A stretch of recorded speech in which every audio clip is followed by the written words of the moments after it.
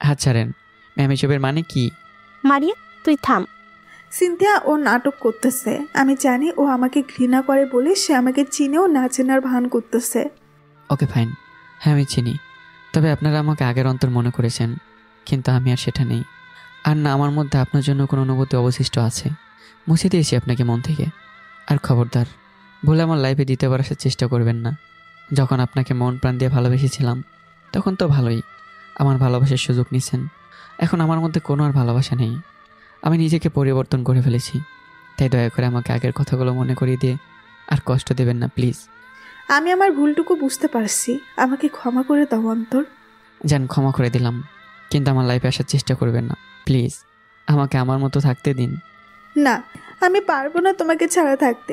এর চেয়ে ভালো তুমি নিজ হাতেই আমাকে মেরে ফেলো, না হলে আমাকে আরেকটিবার সুযোগ দাও।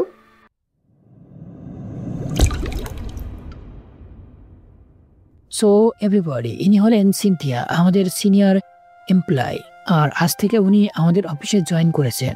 সকলে করতালি দিয়ে তাকে অভিনন্দন দেন। সকালে তালি বাজাচ্ছে, কিন্তু আমি যে 440 ভোল্টের শখে দাঁড়িয়ে আছি সেটা কেউ খেয়ালই করেনি। দেখলাম তানভীরও তালি দিচ্ছে, কিন্তু তানভীর হয়তো বুঝেনি এটাই সেই সিনথিয়া যেটা মারিয়ার সাথে সেদিন ছিল। Thank you everybody. তবে আমি আগে একটা কথা বলে দিতে চাই, আপনারা আমাকে আপনাদের বস মনে না করে সকলে ফ্রেন্ডলি বিহেভ করতে পারেন, আর কেউ আমাকে ম্যাম বলে ডাকবেন না, জাস্ট সিনথিয়া ডাকলেই খুশি হব। সিনথিয়া হয়তো আমাকে খেয়াল করেনি। আমি আস্তে করে কেবিনে বসে পড়ি। কিছুক্ষণ পর বস ও সিনথিয়া বসের কেবিনে চলে যায়।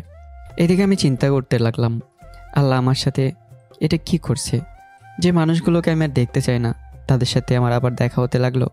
প্রথমে তানভীর, এরপর নিলয়, এখন আবার সেই সিনথিয়া। এবার বাকি রইল মারিয়া আর ওই তমাল। আমি চাইছিলাম আমার জীবিত থাকার কথাটা লুকিয়ে রাখবো, কিন্তু কী থেকে কী হচ্ছে। হয়তো সিনথিয়া আমাকে খেয়াল করেনি, কিন্তু এখন তো একই অফিসে আমরা, আর আমি অফিস ছাড়তে পারবো না। কি হচ্ছে আমার সাথে? যাদের থেকে নিজেকেও নিজের অস্তিত্ব লুকিয়ে রাখতে চাইলাম তাই আমার সামনে এক এক করে আসতেই লাগলো। তবে আমি চাই না মারিয়ার সাথে আমার দেখা হোক। সে চাইছে আমাকে মারতে। এখন আমি তার কাছে মৃত। শুধু তার কাছে না, প্রায় চট্টগ্রামের সকলের কাছে রেবেল বয় ইজ ডেড। আর আমি সে কালো দুনিয়ায় ফিরতে চাই না, আর মারিয়ার থেকে নিজেকে দূরে রাখতে চাই আমি। কিছুক্ষণ পর ল্যান্ডলাইনে কল আসে। হ্যালো, আসসালামু আলাইকুম। মিস্টার রহমান, একটু কেবিনে আসুন তো। জি স্যার। আমি ঝটকা খেয়ে গেলাম, কারণ এখন আমাকে বসের কেবিনে যেতে হবে, যেখানে সেই সিনথিয়া উপস্থিত। মানা করতে পারবো না, কারণ বস আমাকে খুব বিশ্বাস করে ও তারা আমার প্রতি ভরসাও করে, কারণ আমার কাজকর্ম ব্যবহার দেখে। আমি উঠে বসের কেবিনের দিকে যেতে লাগলাম। স্যার, আসতে পারি? আরে মিস্টার রহমান, আসেন। আমি রুমে গিয়ে দাঁড়াই, সেখানে সিনথিয়া স্যারের দিকে মুখ করে বসে আছে। মিস সিনথিয়া, আমাদের অফিসের best employee mister Rahman. Cynthia আমার দিকে ঘুরে তাকায়। সে আমাকে দেখে চোখ বড় করে ফেলে, আর আমিও স্বাভাবিকভাবেই আছি। হ্যালো ম্যাম, আসসালামু আলাইকুম, কেমন আছেন? ওয়ালাইকুম সালাম, ভালো আছি। আপনি কেমন আছেন? জি, আল্লাহর রহমতে ভালোই আছি। স্যার, আমাকে কেন ডাকলেন? ও হ্যালো মিস্টার রহমান, আপনাকে হয়তো 2 দিনের জন্য কক্সবাজারে যেতে হবে, একটা মিটিং আছে। আমি চাই আপনি আমাদের প্রজেকশন ক্লায়েন্টের সামনে উপস্থাপন করেন।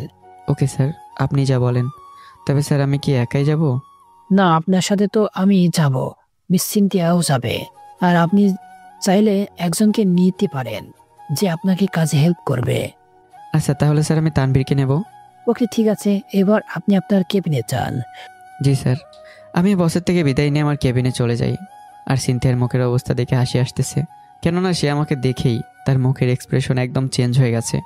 মনে হয় সে ভূত দেখে ফেলেছে। আসলেই যার মৃত্যুর খবর সকলে জানে, তাকে জীবিত দেখা যে কারো ফাটবেই, এটা স্বাভাবিক। আমি কেবিনে বসে কাজ করতে লাগলাম। কিছু প্রজেক্ট ফাইল আছে, সেটা নিয়ে কাজ করতে লাগলাম। আর তখনই মাথায় আসলো সিনথিয়া এখন আমাকে দেখে ফেলেছে। আর যদি তার সাথে মারিয়ার কন্ট্যাক্ট হয় বা কথা হয়, তাহলে হয়তো মারিয়াকে আমার জীবিত থাকার ব্যাপারটা বলে দেবে। কিন্তু আমি সেটা চাই না। এখন আমি বসের কেবিনে গিয়ে তাকে বলতে পারবো না। আর যদি সে বলেও দেয়, কিছু করার নেই আমার। আর এমনিতেও একটা সত্যি হলো, কোনো গোপন কথা বেশি দিন আড়াল করতে পারে না, সেটা প্রকাশ হবেই। থাক, আমি এসব চিন্তাভাবনা বাদ দিই আর কাজে মনোযোগ দিই। আমি কাজ করতেছি, তখনই সিনথিয়া আমার কেবিনে আসে। আপনি জীবিত? কি ম্যাম, কি বলতেছেন এইসব? আমি আপনাকে চিনতে পারি নাই সেদিন গোডাউনে। সরি ম্যাম, আপনি কিসের কথা বলতেছেন? আপনার নাম মোহাম্মদ ওবায়দুল রহমান অন্তর না? হ্যাঁ ম্যাম, সে নিশ্চয়ই বলেছে আপনাকে আমার নাম। আমি দেখলাম চিন্তা আমার দিকে অবাক চোখে তাকিয়ে আছে। ম্যাম, আমাকে কাজ করতে দিন, নাহলে সমস্যা। আচ্ছা, আপনি কাজ করেন, আমি যাই। তারপর সে চলে যায়, আর আমিও শান্ত হয়ে বসলাম। আমি এখন চিন্তার সামনে একটু না চেনার নাটকটা করে যাই, যাতে সে আমাকে নিয়ে একটু কনফিউশনে পড়ে যায়। এখন সে আমাকে নিয়ে ভাবতে লাগবে আর চিন্তা করবে, আমি তাকে চিনলাম না কেন, আর এমন ব্যবহার করলাম কেন যে আমি তাকে আজ প্রথম দেখলাম। এখন তার মাথায় কাজ করবে, একে তো আমি অন্য কেউ, না হলে আমার মেমোরি নষ্ট হয়ে গেছে। সেটাই ভালো, অন্তত আমি একটু নিশ্চিন্তে থাকতে পারবো। তবে একটা সমস্যার সম্মুখীন হতে পারি হয়তো, সেটা হলো এখন সিনথিয়া যদি মারিয়ার সাথে কন্ট্যাক্ট করে আর আমার ব্যাপারে সব বলে দেয়, তাহলে সেও আমার পিছনে পড়ে যাবে, হয়তো আবার আমাকে মারার চেষ্টা করবে।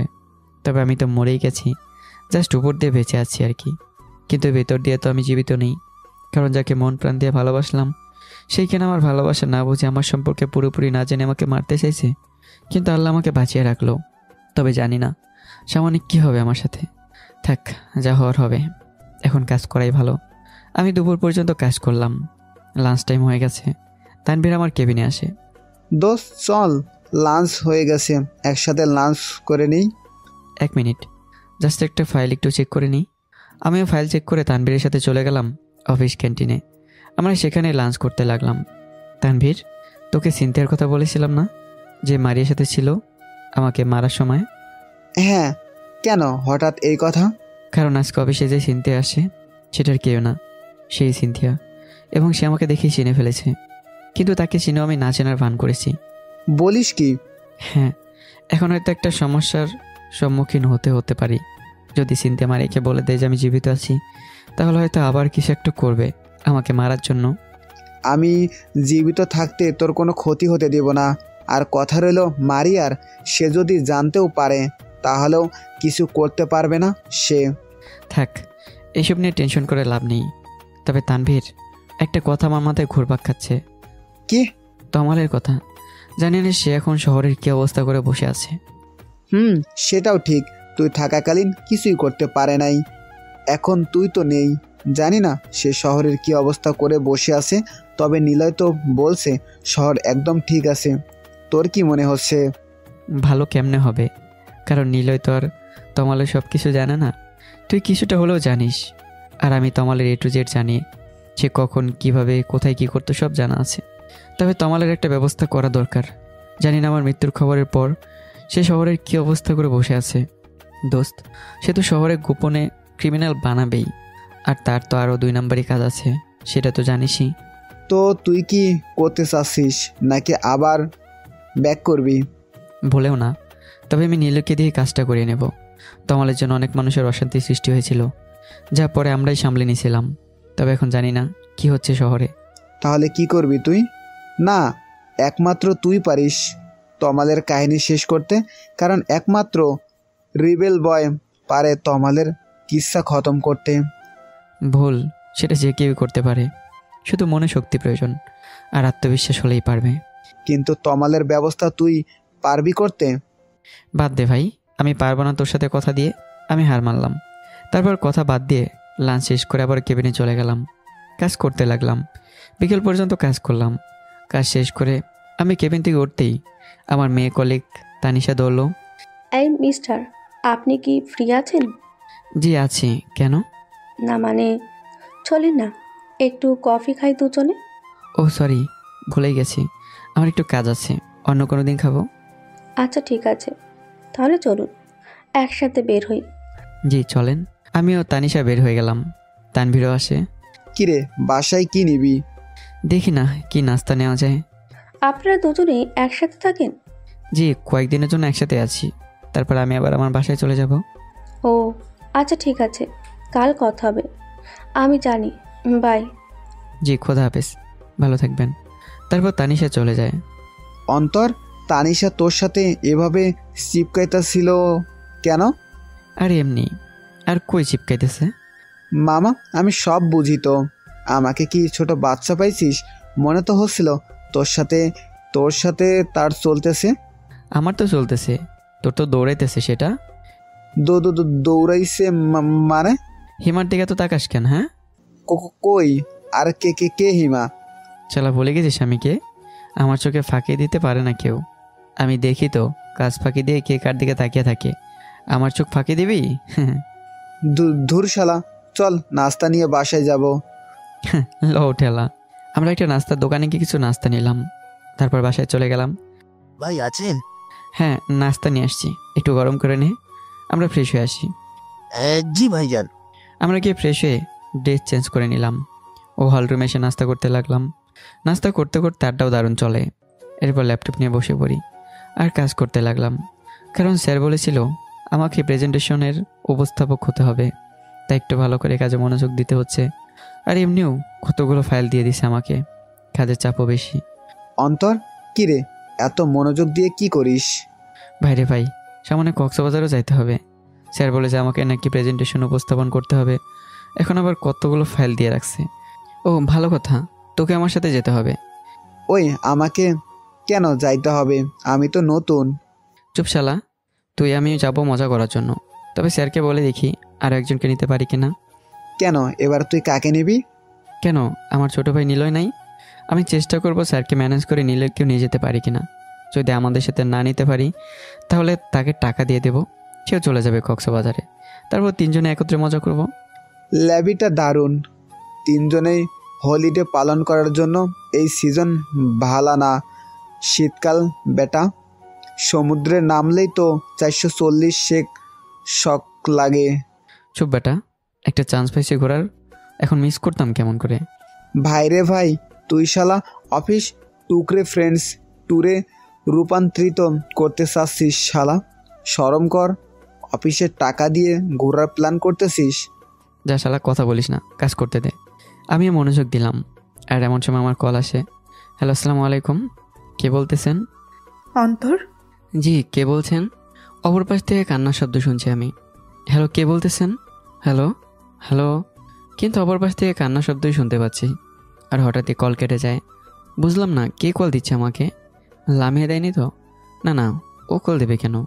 চাচুর সাথে কথা হয়েছে তো, তোর বাদ দেই, কাজে মনোযোগ দিই আমি। এমনিতে অনেক কাজ বাকি। আমি কাজ করতে লাগলাম, তারপর রাতের বেলা কাজ শেষ করে তিনজনে খাবার খেয়ে নিলাম, আরেকটু ফাইলগুলো চেক করে নিলাম, এরপর দিলাম ঘুম। সকালবেলা অ্যালার্মের আওয়াজে ঘুম ভেঙে যায়। আমি উঠে ফ্রেশ হয়ে নেই, এরপর নামাজ পড়ে নেই, তারপর চলে গেলাম হল রুমে। সেখানে গিয়ে টিভি অন করে টিভি দেখতে লাগলাম। অন্তর, তোর মোবাইল বাজে। আমি রুমে গেলাম, সেখান থেকে মোবাইল নিলাম, তারপর রিসিভ করলাম। হ্যালো, আসসালামু আলাইকুম, কে বলতেছেন? চুপ হয়ে আছে। আজব তো, মজা নিচ্ছেন নাকি? কথা বলেন না কেন? নাকি বোবা? তবু অপর পাশ থেকে চুপ হয়ে আছে। আরে মেয়ে, কথা বলেন না কেন? দূর, রাখলাম ফোন, বলে ফোন কেটে দিলাম। তারপর আবার টিভি দেখতে ব্যস্ত। 10 মিনিট পর আবারও কল আসে। হ্যালো, আসসালামু আলাইকুম, কে বলতেছেন? তবুও চুপ হয়ে আছে। এই মেয়ে, কি আপনি এভাবে বিরক্ত করতেছেন কেন? শুধু শুধু কল দেন, সমস্যাটা কি? এভাবে কল দিয়ে বিরক্ত করতেছেন কেন? খালি কল দিয়ে কথা বলে না, চুপ হয়ে আছে। মাথার কি তার ছেঁড়া নাকি? দেখেন, জানি না আপনি কে, তবে এভাবে কল দিয়ে বিরক্ত করে না তো, বলেই দিলাম কেটে। আজও পাবলিক ভাই, কল দেয় কিন্তু কথাই বলে না। অনেকক্ষণ পর কিচেনে গেলাম ব্রেকফাস্ট রেডি করার জন্য।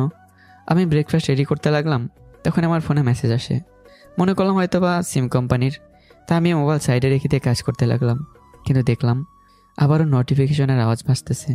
পরে আমি মোবাইল হাতে নিই, আর দেখে যে নাম্বার থেকে আমার কাছে কল আসছিল, ওই নাম্বার থেকে SMS আসছে। কেমন আছো? আমি আল্লাহর রহমতে ভালো আছি, তবে কি আপনি আর আমাকে এভাবে কল দিয়ে বিরক্ত করতেছেন কেন? আসলে আপনার থেকে সাহায্য চেতেই কল দিয়েছিলাম, কিন্তু আপনি তো ভীষণ রাগী, তাই ভয়ে কিছু বলি নাই। দেখুন, আমি কোনো সাহায্য করতে পারবো না, আর প্লিজ আমাকে বিরক্ত করবেন না। প্লিজ আমাকে একটু সাহায্য করুন, একমাত্র আপনিই পারবেন আমাকে সাহায্য করতে। আচ্ছা, আপনি আগে বলেন তো, আপনি ভাই না বোন? আমি একটা মেয়ে, তবে আপনার বোন হব না আমি। এবার বুঝতে পারছি আপনি কি। তানিশা, আপনার থেকে এটা আমি আশা করিনি। কি? এই তানিশাকে? নাটক বন্ধ করবেন? আর ধুর, আপনি যেই হন না কেন তো বিরক্ত করেন না তো। তারপর আর মেসেজ আসেনি। আমি ব্রেকফাস্ট বানিয়ে তারপর তানভীর ও নিলয়কে ডেকে তুললাম। তারপর তারা ফ্রেশ হয়ে আসে, আর আমরা তিনজনে ব্রেকফাস্ট করে নিই। এরপর চলে গেলাম অফিসের জন্য রেডি হতে।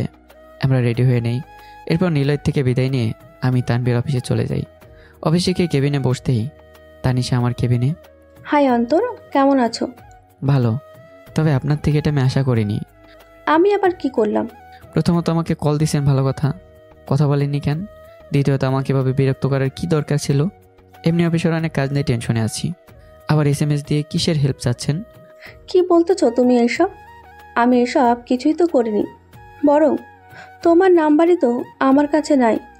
দেখুন, নাটক বন্ধ করুন, সুন্দর করে বলতেছি। যা বলা সরাসরি বললেন, এভাবে না বললেও পারতেন। মানে কল দিছেন, কথা বলেননি কেন? অন্তর, সত্যি বলছি, আমি এমন করিনি, বিশ্বাস করো। আর তখন আমার মোবাইল আবার SMS আসে। কি করো, নাস্তা করছো? এটা দেখার পর আমি শিওর হলাম তানিশা সত্যি বলতেছে। সরি, আসলে আমি একটু প্রেশারে আছি তো, তাই আপনাকে ভুল বুঝলাম। ইটস ওকে, কিন্তু কে তোমাকে বিরক্ত করতেছে একটু দেখাও তো, আমিও দেখতে চাই। না লাগবে না, আমি সামলে নিতে পারবো। আচ্ছা, আর শোনো, আমরা আজকে একসাথে লাঞ্চ করব। আচ্ছা ঠিক আছে। তারপর তানিশা চলে যায়, আর এদিকে আমাকে SMS-এর গোডাউন দিয়ে রাখছে। কি হয়েছে, রিপ্লাই দাও না কেন? আর কে এই তানিশা? কি হয়েছে অন্তর, প্লিজ রিপ্লাই দাও। এবার কিন্তু বিরক্ত লেগে উঠলো। চিনি না জানি না হুদায় মেসেজ দিচ্ছে, তাই আমি মোবাইলটা বন্ধ করে দিলাম আর মনোযোগ দিলাম কাজের দিকে। একেবারে দুপুর পর্যন্ত কাজ করলাম আমি। লাঞ্চ টাইম হতেই তানিশা আমার কেবিনে উপস্থিত। এই মিস্টার, লাঞ্চ টাইম হয়েছে, কাজ রাখেন আর চলেন। 1 মিনিট, আমি একটু আমার কেবিনটাকে গুছিয়ে রাখলাম, আর তখনই বেরোতে যাব, সিনথিয়াও দেখি সেখানে উপস্থিত। কোথায় যাচ্ছেন মিস্টার রহমান? জি, লাঞ্চ করতে যাচ্ছি, লাঞ্চ টাইম তো। আপনি ফাইলের কাজ শেষ করেছেন? জি ম্যাম, একটু বাকি আছে, লাঞ্চ করে এসে ফাইলের বাকি কাজটা শেষ করব। আচ্ছা ভালো, তবে আজকে আপনাকে আমার সাথে যেতে হবে, প্রজেক্ট ফাইল নিয়ে একটু কাজ আছে। কখন ম্যাম? জি, অফিস শেষ হলে। আচ্ছা ম্যাম। তারপর সিনথিয়া চলে যায়, আর আমি মোবাইলটা হাতে নিয়ে তানিশাকে নিয়ে ক্যান্টিনে চলে যাই। তো এখানে তো নাস্তা আছেই, যদি বিরিয়ানি পাওয়া যেত তাহলে ভালো হতো। তবে তুমি বিরিয়ানি পছন্দ করো, তাই না? হ্যাঁ, আরে এটা তো জাতীয় প্রিয় খাবার, কে এটা অপছন্দ করে?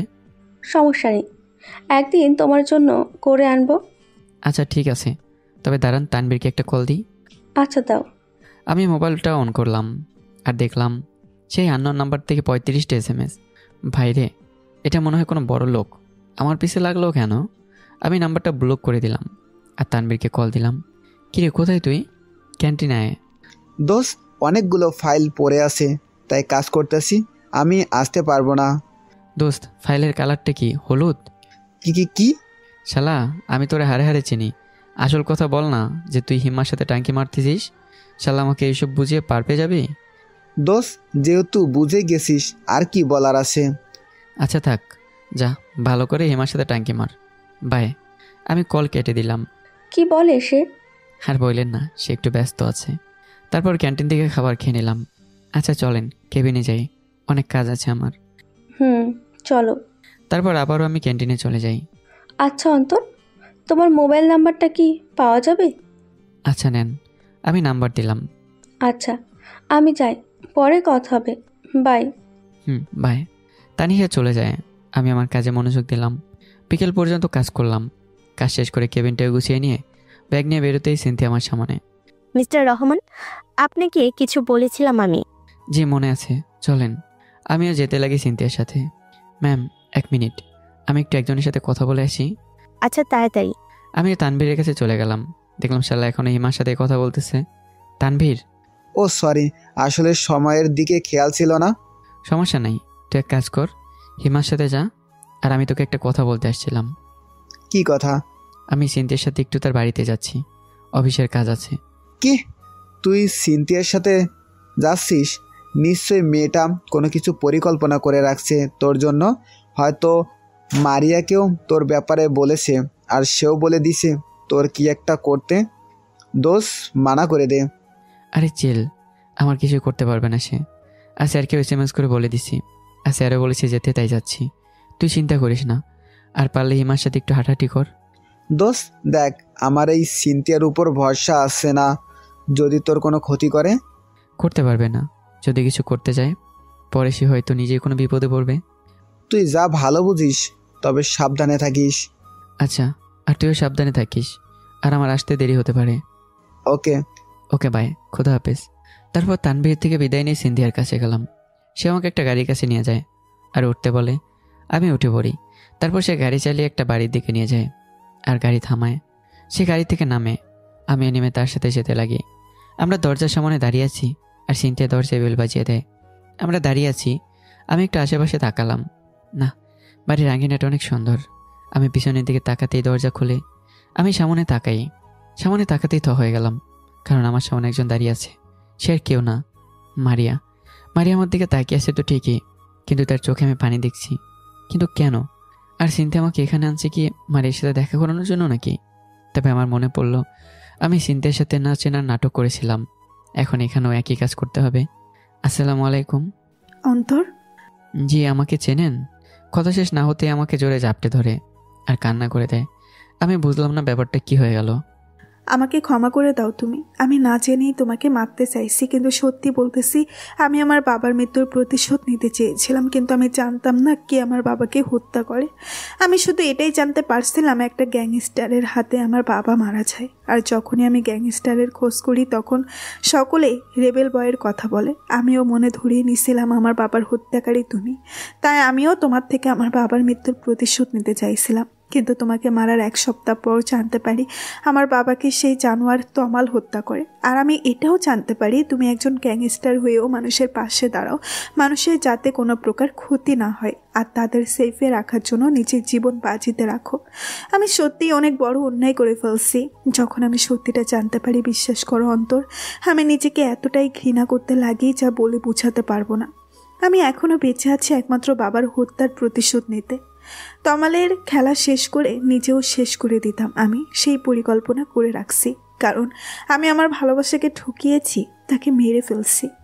পরে সিনথিয়া তোমাকে দেখে আমার কাছে কল দিয়ে তোমার কথা বলে, আর আমিও প্রথমে বিশ্বাস করি নাই। পরে তোমার ছবি দেখে আমি আবার বেঁচে থাকার আস্থা পাই। আমাকে মাফ করে দাও অন্তর, আমাকে ফিরিয়ে নাও। আমি সত্যি তোমাকে ভালোবাসি। আমি ঝাড়ি মেরে ছাড়িয়ে নিলাম। আরে আজব, কি আপনি? আর কি উল্টাপাল্টা কথা বলতেছেন? মাথা ঠিক আছে? ম্যাম, এইসবের মানেটা কি? কেউ নেই, আমাকে এইভাবে কথা বলতেছে কেন জড়িয়ে ধরে? অন্তর, কি হয়েছে তোমার? আমাকে চিনতে পারছো না? আমি মারিয়া, তোমার মারিয়া। আরে আজব তো, আমি আপনাকে চিনব কি করে? এই প্রথম তো আপনাকে দেখলাম। হেই কলিজা, কি হয়েছে তোমার? আমাকে দেখো আর মনে করো প্লিজ। একমাত্র তোমার আশা নিয়েই আমি আছি। দেখুন, আমি আপনাকে চিনি না, আর আমি আপনাকে এই প্রথম দেখলাম। আর সিনথিয়া ম্যাম আমাকে এইসবের জন্য আনছেন? দেখুন, আমার কিন্তু এসব ভালো লাগতেছে না। মারিয়া, এখন কান্না থামা আর মিস্টার রহমান ভিতরে চলুন। আমি সিনথিয়ার সাথে ভেতরে যাই আর সেখানে সবাই বসি আর ব্যাগ থেকে ফাইল ও ল্যাপটপ বের করি। আমি চাইলে বলে দিতে পারতাম আমি মারিয়াকে চিনে ফেলেছি, কিন্তু আমি এসব কিছু করব না। একবার আমি এই মেয়ের মায়ে পড়েছিলাম, যার ফল ভালোই পাইছি। দ্বিতীয়বার সেই ভুল আর করব না। তবে একটা জিনিস ভালোই হলো, মারিয়া আমার সম্পর্কে সব জেনে গেছে। যাক, ভালোই হলো, আমিও নির্দোষ প্রমাণ হলাম। তবে মারিয়া আমাকে এইসব যতই করুক, আমি তার মায়ে পড়তে চাচ্ছি না। বলা যায় না, এরপর আগের বারের চেয়ে খারাপ কিছু ঘটলে তো আমারই ক্ষতি। আমি দেখলাম মারিয়া একটা ট্রে নিয়ে আসে, আর সেটাতে 3টা মগ দেখলাম, হয়তো চা বা কফি হবে। এই নাও, আমি নিজ হাতে তোমার পছন্দের রং চা করে আনছি। মারিয়া আমার দিকে মগ এগিয়ে দিয়ে বলল, সরি আপু, আমার রং চা এমনি ভালো লাগে, কিন্তু আমি কফি বেশি পছন্দ করি। তবুও থ্যাঙ্কস। এই, তুমি আমাকে আপু ডাকলে কেন? আর এটা আমার অভ্যাস, আমি নতুন কাউকে দেখলে ভাইয়া আপু ডাকি। নাকি আপনাকে সিনথিয়া ম্যামের মতো ম্যাম ডাকতে হবে? তুমি ভুলেও আমাকে ওইসব ডাকবা না। কি হয়েছে তোমার? এমন কেন করতেছো তুমি? আমাকে চিনতে পারতেছো না কেন? আরে আপু, চিৎকার দিচ্ছেন কেন? একটু শান্ত হন। প্লিজ মিস্টার রহমান, আপনি প্লিজ একে আপু বা ম্যাম এইসবে ডাকিয়েন না। পালে মারিয়া বলে ডাকুন। আর আপনি কি সত্যি আমাদের চিনতে পারছেন না? আরে ম্যামের চিনব কি করে? আপনাকে অফিসে ফার্স্ট দেখলাম, আর আজকে এখানে প্রথম দেখলাম। আর ম্যাম, আমার কাজ আছে, অফিসের কাজটা কি শুরু করবেন?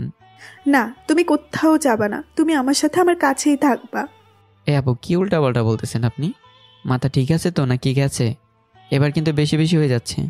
মারিয়া, তুই প্লিজ শান্ত হয়ে বস তো। কি করে শান্ত থাকতাম? আমি তাদের দুজনের কাণ্ড দেখছি, কী বা করবো আমি। একবার মারিয়াকে আমি ভালোবেসেছিলাম, তার প্রতিদানে 3টা বুলেট আমার শরীরে ঢুকে যায়।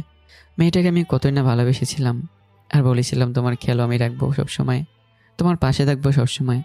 কিন্তু সে আমার সাথে প্রতারণা করলো, আর এখন তো কান্নাকাটি করতেছে। কিন্তু আমি চাচ্ছি না মারিয়াকে আবার নিজের জীবনের সাথে জড়াতে। মারিয়া উঠে এসে আমার পাশে বসে। জিনিসটা আমার একটু আনইজি লাগতে লাগলো।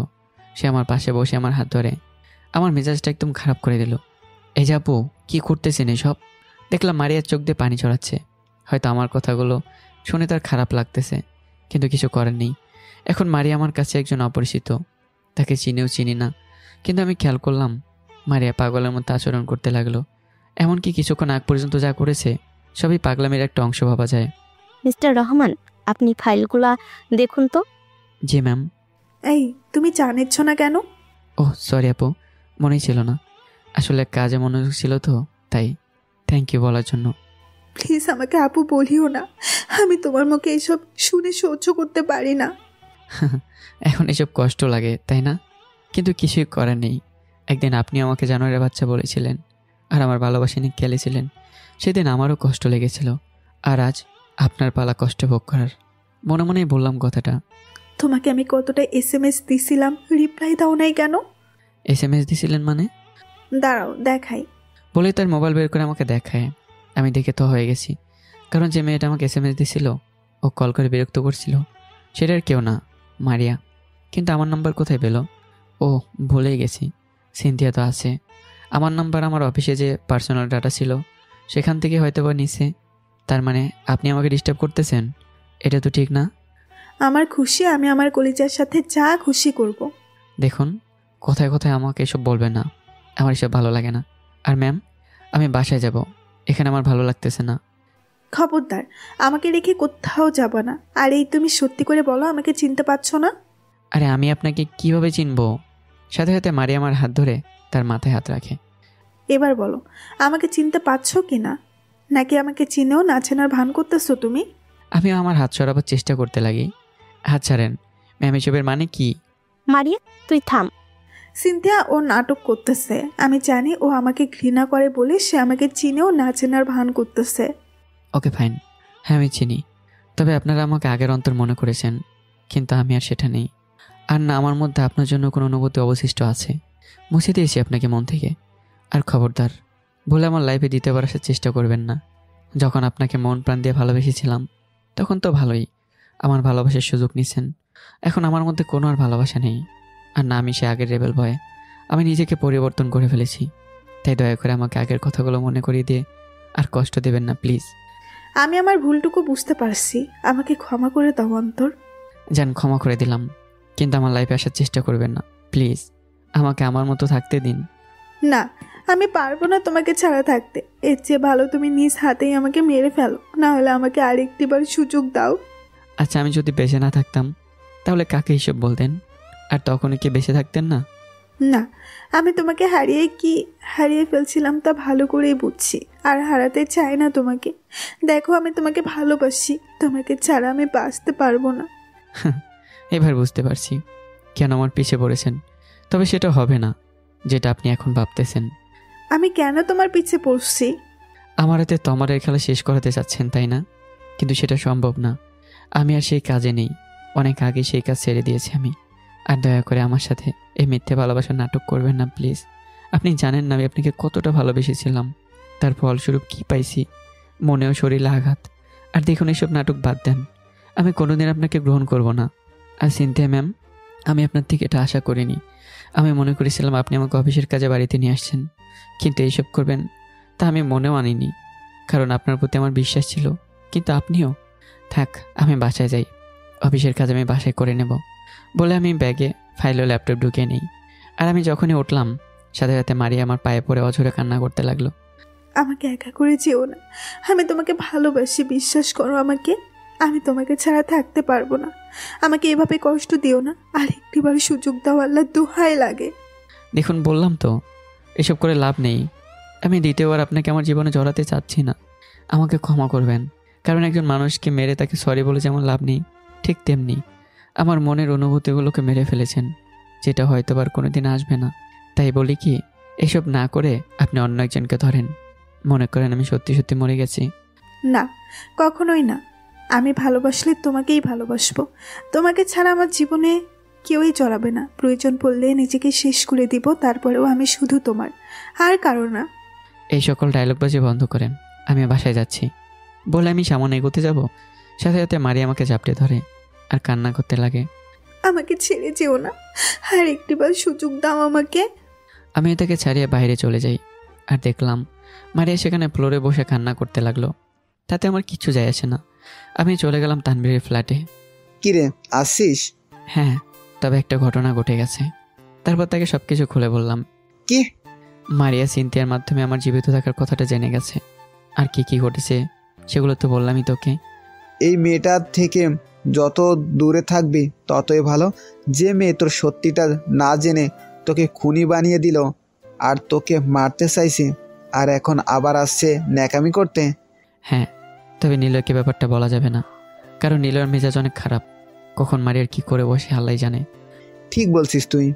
আর এভাবেই তানভীর নিলয় থেকে ও মারিয়াকে দূরে রেখে মজা মাস্তি ও কাজের মাধ্যমে 3টা দিন পার করে দিলাম। 3 দিন পর সন্ধ্যাবেলা। ভাই আজকে আমি চলে যাব।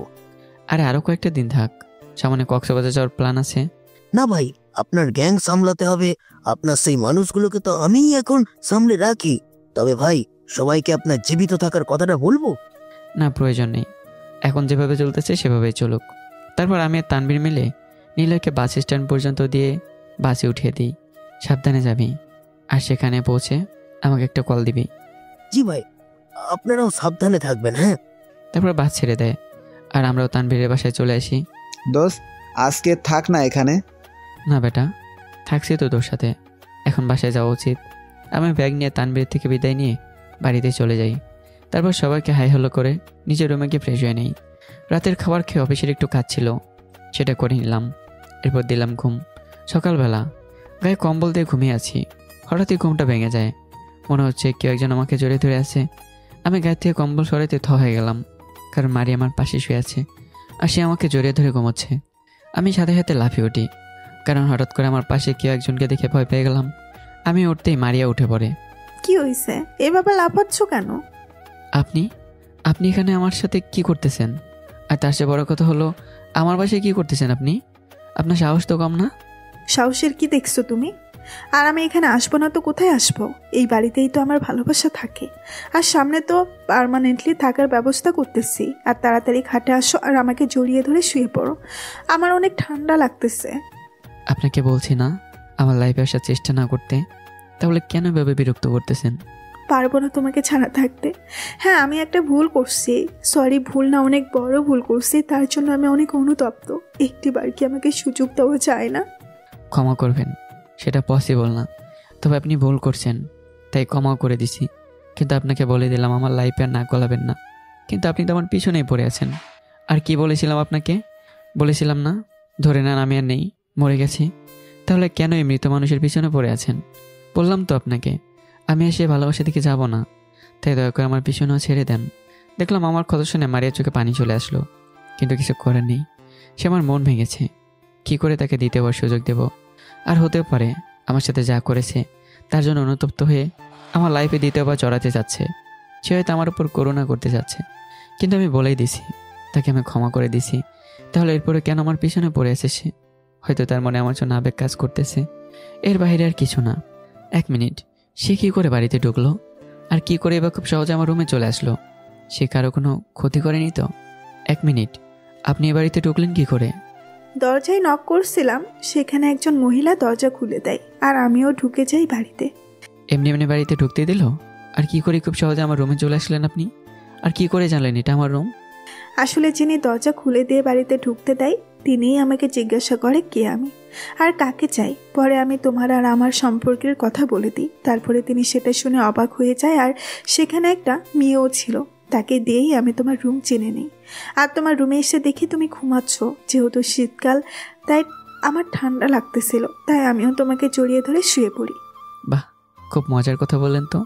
কি মজায় মজায় না কাজটা করলেন। আর 1 মিনিট, কি বলছেন আপনি? আপনারা আমার সম্পর্কের কথা বলে দিয়েছেন? আর আমার অতীতটাও কি বলে দিয়েছেন নাকি? না না, আমি কি পাগল নাকি? আমি শুধু তোমার আমার সম্পর্কের কথা বলছি, তোমার অতীত সম্পর্কে কিছুই বলি নাই। তবু বাস তো দিয়েই দিছেন। জানি না চাচু আন্টি লামি আমাকে নিয়ে কী ভাবছে। আমি ফ্রেশ হয়ে নিলাম আর মারিয়াকে রুমে রেখে নিচে চলে গেলাম। দেখলাম চাচু আন্টি বসে আছে। আমি তাদের কাছে যেতেই, বাহ বাহ, ভালোই তো কাজ চালাইছিস। চাচু আমার কথা। চুপ, শয়তান ছেলে, আমাদের থেকে এই কথাটা কি করে লুকালি তুই? আমাদের সাথে পারলি এমনটা করতে? আরে তোমরা যা ভাবতেছো ওই মেয়েটা যা বলেছে সব মিথ্যা। মিথ্যা আমি না, তুমি বলছো। দেখুন, এটা আমাদের ফ্যামিলি মেম্বারের মধ্যে কথা হচ্ছে, বাইরের মানুষের নাক না গলালে খুশি হব। এই, তুই কাকে বাহিরের মানুষ বলেছিস? আজ থেকে এসেও আমাদের ঘরের মানুষ। চাচু, তোমার মাথা ঠিক আছে? বাইরের মানুষ যা বলবে তাতে বিশ্বাস করে বসবা? আর আমি তো ওনাকে চিনিও না। তাহলে আমার মাথায় হাত রেখে বলো কথাটা, আমাকে চিনো কি না, আর আমার সাথে আগে তোমার সাথে সম্পর্ক ছিল কি না? দেখুন, খুব বেশি হচ্ছে কিন্তু। ঠিক আছে, তুই যেহেতু বলতেছিস তোর সাথে মেয়েটা সম্পর্ক নেই সেটা মানলাম, কিন্তু আজ থেকে মেয়েটা আমাদের বাড়িতেই থাকবে। আরে চাচু, মাথা ঠিক আছে তোমার? এক অপরিচিত মেয়েকে বাসায় রাখা ঠিক নাকি? সেটা আমাদের ব্যাপার, আমরা ওকে আমাদের বাসায় রাখবো। হ্যাঁ, তোর চাচু ঠিক বলছে, আজ থেকে সে আমাদের বাড়িতেই থাকবে, সেটা তুই চাস আর না চাস। ঠিক আছে, তোমরা যা ভালো মনে করো। আর তাছাড়াও বাড়িটা তো তোমাদেরই, তাই তোমাদের ইচ্ছা যাকে খুশি তাকে বাড়িতে আসতে দিতে পারো। কিন্তু এই মেয়েটাকে যাতে বলে আমার রুমের আশেপাশে না দেখি, বলে আমি আমার রুমে চলে যাই। আর সেখানে গিয়ে অফিসে যাওয়ার জন্য রেডি হয়ে নিলাম। ব্যাগ নিয়ে রুম থেকে বের হয়ে আসি আর দেখলাম আন্টি, চাচ্চু, লামিয়া ও মারিয়া টেবিলে বসে আছে। আমিও লামিয়ার পাশে বসে পড়ি। আন্টি নাস্তা দেয়, আমি খেয়ে নিই। ভাইয়া আমাকে স্কুলে দিয়ে আসবি? আচ্ছা, দিয়ে আসবো। তারপর আমি চাচ্চু আর আন্টি থেকে বিদায় নিয়ে লামিয়াকে নিয়ে তার স্কুলে চলে যাই। আমি লামিয়াকে তার স্কুলের গেট পর্যন্ত এগিয়ে দিই। ভাই একটা কথা বলি। বল। বাসায় যে আপুটা আসছে তাকে তুই ভালোবাসতি না? তোর সাথে আমি অনেক কথা শেয়ার করি, তাই এটাও করব। হ্যাঁ, ভালোবাসতাম, কিন্তু সেটা আমার জীবনের অনেক বড় ভুল ছিল। আর তুই মেয়েটাকে যা ভাবিস সে সেটা, আর আমাকে যা ভাবিস আমি ওইটা না। মানে? পরে বলবো, এখন যা, লেট হয়ে যাবে আর আমাকে অফিসে যেতে হবে। আমি লামের থেকে বিদায় নিয়ে একটা রিক্সা করে অফিসে চলে যাই আর নিজের কেবিনে বসে কাজ শুরু করে দেই। তানভীর আমার কেবিনে আসে। কিরে, এভাবে চুপসে আসিস কেন? মারি আমার বাসায় চলে গেছে আর আন্টি চাচুকে আমার আর তার সম্পর্কের কথা বলে দিছে। মানে তোর অতীত বলে দিছে? না, সেটা বলেনি, শুধু আমার আর তার সম্পর্কের কথাই বলেছে। আর যদি আমার অতীত বলে দিত তাহলে হয়তো বেশি কিছু করতো না। আমাকে একে তো বাড়ি থেকে বের করে দিত, না হয় পুলিশের হাতে তুলে দিত। আর দোস্ত, গোপন সবসময় আড়ালে থাকে না, একসময় সেটা প্রকাশ হয়ে যাবেই। তাই আমি চিন্তা করতেছি আমার অতীতটা তাদের বলে দেব। তুই কি শিওর? আচ্ছা যা, কাজ কর, আমিও কাজ করি। দোস্ত, একটা হেল্প লাগবে। বল, কি হেল্প চাস? আজকে হিমিকাকে আমার মনের কথা বলবো, চিন্তা করতেছি কিন্তু কিভাবে বলবো বুঝতে পারতেছি না। অফিস শেষ করে তাকে নিয়ে একটা রেস্টুরেন্টে যা আর সেখানে কথা বল। অন্তর, আমি চাই তুইও থাক আমার সাথে, তাহলে একটু সাহস পাবো। ঠিক আছে, আমি থাকবো, এখন কাজ কর। আচ্ছা ঠিক আছে, পরে কথা হবে। তারপর তানভীর চলে যায়, আমি কাজে মনোযোগ দিলাম। লাঞ্চ টাইম পর্যন্ত কাজ করলাম। লাঞ্চ টাইম হতে আমি উঠে ক্যান্টিনে চলে যাই আর দেখলাম তানিশাও সেখানে উপস্থিত। আসেন আসেন, বসেন। এখানে অন্তর সাহেব। Thank you. কি হয়েছে, এভাবে চুপসে আছেন কেন? এমনিতেই একটু সমস্যা আছি। তো কি খবর আপনার? আমি একটু সমস্যায় আছি। আচ্ছা, একটা হেল্প করতে পারবেন? জি বলেন, কি হেল্প লাগবে? আসলে আমি একজনকে খুব পছন্দ করি, কিন্তু জানি না তার মনের মধ্যে আমার জন্য কোনো ফিলিংস আছে কি না। এখন কি করব আমি? এক কাজ করেন, যাকে পছন্দ করেন তাকে আপনার মনের কথা বলে দেন। যদি অ্যাকসেপ্ট করে তাহলে তো ভালো, না হলে পোড়া কপাল আপনার। এভাবে কাউকে ভয় লাগাই? আর আমি তাকে সত্যি অনেক ভালোবাসি। এখানে ভয়ের কি আছে? আর একটা কথা, ভালোবাসেন ভালো কথা, কিন্তু মনে রাখবেন জোর করে কোনো কিছু আদায় করা যায় না। আমার কথা শুনে তানিশা চুপ হয়ে যায় আর আমিও লাঞ্চ করে নিলাম। আচ্ছা আমি যাই, অনেক কাজ আছে আমার। আমি তানিশার থেকে বিদায় নিয়ে আমার কেবিনে চলে যাই। সেখানে গিয়ে বিকেল পর্যন্ত কাজ করি। অফিস শেষ করে আমি ব্যাগ গুছিয়ে নিলাম আর দেখলাম তানভীর উপস্থিত। আমারও মনে পড়লো তানভীরের কথাটা। তানভীরও হিমাকে বলে রাখছে আজকে সে হিমা ট্রিট দিবে। আমরা তিনজন একটা রেস্টুরেন্টে যাই। কি বলবে আমাকে? কে রে, বল, সংকোচ বোধ না করে বল, আমি আছি তো। আসলে হিমা, আমি তোমাকে অনেক আগের থেকেই একটা কথা বলতে চাচ্ছি, কিন্তু সাহস পাচ্ছি না। কিন্তু অবশেষে সেই সাহসটুকু পেলাম, কারণ আমার সাহসের উৎস আমার পাশে আছে। আসলে হিমা, জানি হয়তো আমার কথাটা শুনে বেশ অবাকই হবা, কিন্তু কথাগুলো মনের মধ্যে আর চেপে ধরে রাখতে চাচ্ছি না। আসলে সত্যি কথাটা হলো আমি তোমাকে পছন্দ করে বসে আছি। সত্যি বলতে তোমাকে আমার ভালো লেগে গেছে। আমি হয়তো অজান্তেই তোমাকে ভালোবেসে ফেলেছি। শালা এভাবে না, আস্তে করে তার সামনে বসে পড় আর আমার থেকে গোলাপটা নে। আস্তে করে তানভীরের কানে বললাম। আর আমার হাতে একটা গোলাপ ছিল, সেটা ধরিয়ে দিলাম। আসলে আসার সময় একটা বাড়িতে কিছু গোলাপ দেখেছিলাম, জানি না কার বাড়ি গিয়েছিলাম, কিন্তু মনে হয়েছিল একটা গোলাপ কাজে আসতে পারে, তাই আমি ঘ্যাচাং করে একটা নিলাম চুরি করে, আর সেটা তানভীরের হাতে এখন ধরিয়ে দিলাম। চুরির জিনিস সেটা একমাত্র আমি আর উপরওয়ালাই জানি, তারা তো জানে না। থাক, এখন কাজে লাগলেই ভালো। সেই গাছের মালিক অনেক দোয়া পাবে। সাথে সাথে তানভীর রেস্টুরেন্টেই হিমার সামনে হাঁটু গেড়ে বসে পড়ে। আমি সত্যি তোমাকে অনেক পছন্দ করি আর অনেক ভালোবাসি, কিন্তু মনের মধ্যে সেই অনুভূতিগুলো লুকিয়ে রাখছিলাম, আর অবশেষে সেই অনুভূতিগুলো প্রকাশ করলাম। লাভ ইউ হিমা। এখন যদি তোমার ইচ্ছা হয় গ্রহণ করিও, না হলে থাক। তবে তোমাকে জোর করছি না, কারণ জোর করে ভালোবাসা পাওয়া যায় না। শেষমেশ তানভীর হিমার কাছে তার অনুভূতিগুলো প্রকাশ করলো, আর দেখলাম হিমাও অবাক চোখে তানভীরের দিকে তাকিয়ে আছে। আমি জানি না এটা স্বপ্ন নাকি সত্যি। সাথে সাথে হিমা নিজেকে একটু চিমটি দেয়। আস, এটাই তো সত্যি। আসলে তানভীর, তোমাকে একটা সত্যি কথা বলি, তুমি যেমন আমাকে ভালোবাসো, ঠিক তেমনি আমিও একজনকে ভালোবাসি, কিন্তু বলার মতো সেই শক্তিটুকু পাইনি। মানে তুমি একজনকে ভালোবাসো? হুম। তাহলে থাক, যাকে ভালোবাসো তাকে মনের কথাটা বলে দিও, আর আমারটা ভুলে যাও। আরে পুরো কথাটা তো শোনো। আমি যাকে পছন্দ করতাম সে তো আমাকে আজকে প্রপোজ করলো। মানে? মানে মিস্টার, আমার পছন্দের ব্যক্তিটা আর কেউ না, তুমি, বুঝেছো? তানভীর হিমাকে জড়িয়ে ধরে। এই, এটা পাবলিক প্লেস। সরি। থাক, আর কনগ্রাচুলেশনস দুজনকেই। Thank you. থ্যাংক ইউ দিয়ে চলবে না, ট্রিট দাও। তারপর তিনজনে সন্ধ্যা নাস্তা করে নিলাম। আমি তো ফ্রি ফুড পেলাম, মজায় মজা। আচ্ছা, আমি বাসায় যাই, আপনারা দুজনে একসাথে সময় কাটান। আমি কাবাবে হাড্ডি হয়ে লাভ নেই। আমিও দুজনে থেকে বিদায় নিয়ে বাসায় চলে গেলাম। আজকে সত্যি খুব ভালো লাগতেছে। যাক, দুজনে সেটিং করে দিলাম, কিন্তু নিজেরটাই থাক, বাদ দেই সব। আমি বাড়ির দরজায় গিয়ে ক্লিক করলাম। কিছুক্ষণ পরে দরজা খুলে দেয়, দেখলাম মারিয়া দরজা খুলে দিল। আমি তাকে এড়িয়ে রুমে চলে যাই। সেখানে গিয়ে ফ্রেশ হয়ে হল রুমে চলে যাই। সেখানে গিয়ে দেখলাম আন্টি, চাচ্চু সবাই বসে আছে, আর আন্টি কান্না করতেছে। চাচ্চু, আন্টি কান্না করতেছে কেন? কি হয়েছে? আর লামিয়া কোথায়? অন্তর, লামিয়াকে পাওয়া যাচ্ছে না। কি কি বলতেছো তুমি এসব? আমি আন্টির পাশে গিয়ে বসে আন্টিকে জড়িয়ে ধরি। আন্টি আমাকে ধরে অযোধ্যায় কান্না করতে লাগলো। অন্তর, আমার লামিয়াকে আমার কাছে ফিরিয়ে আন, আমার মেয়েটা কই গেল? আন্টি তুমি কান্না থামাও, আমি দেখতেছি। চাচ্চু, তুমি লামিয়ার বান্ধবীদের আর ওর টিচারের কাছে জিজ্ঞাসা করছিলা? হ্যাঁ রে বাবা, করছি, কিন্তু তারা বলে স্কুল ছুটির পরে নাকি সে গেট দিয়ে বাইরে চলে যায়। তুমি আন্টিকে সামলাও, আমি দেখতেছি লামিয়া কোথায় আছে। আমি রুমে গিয়ে শীতের কাপড় পরে নিলাম। আসতে পারি? যে কিছু বলবেন? আমিও তোমার সাথে যাব।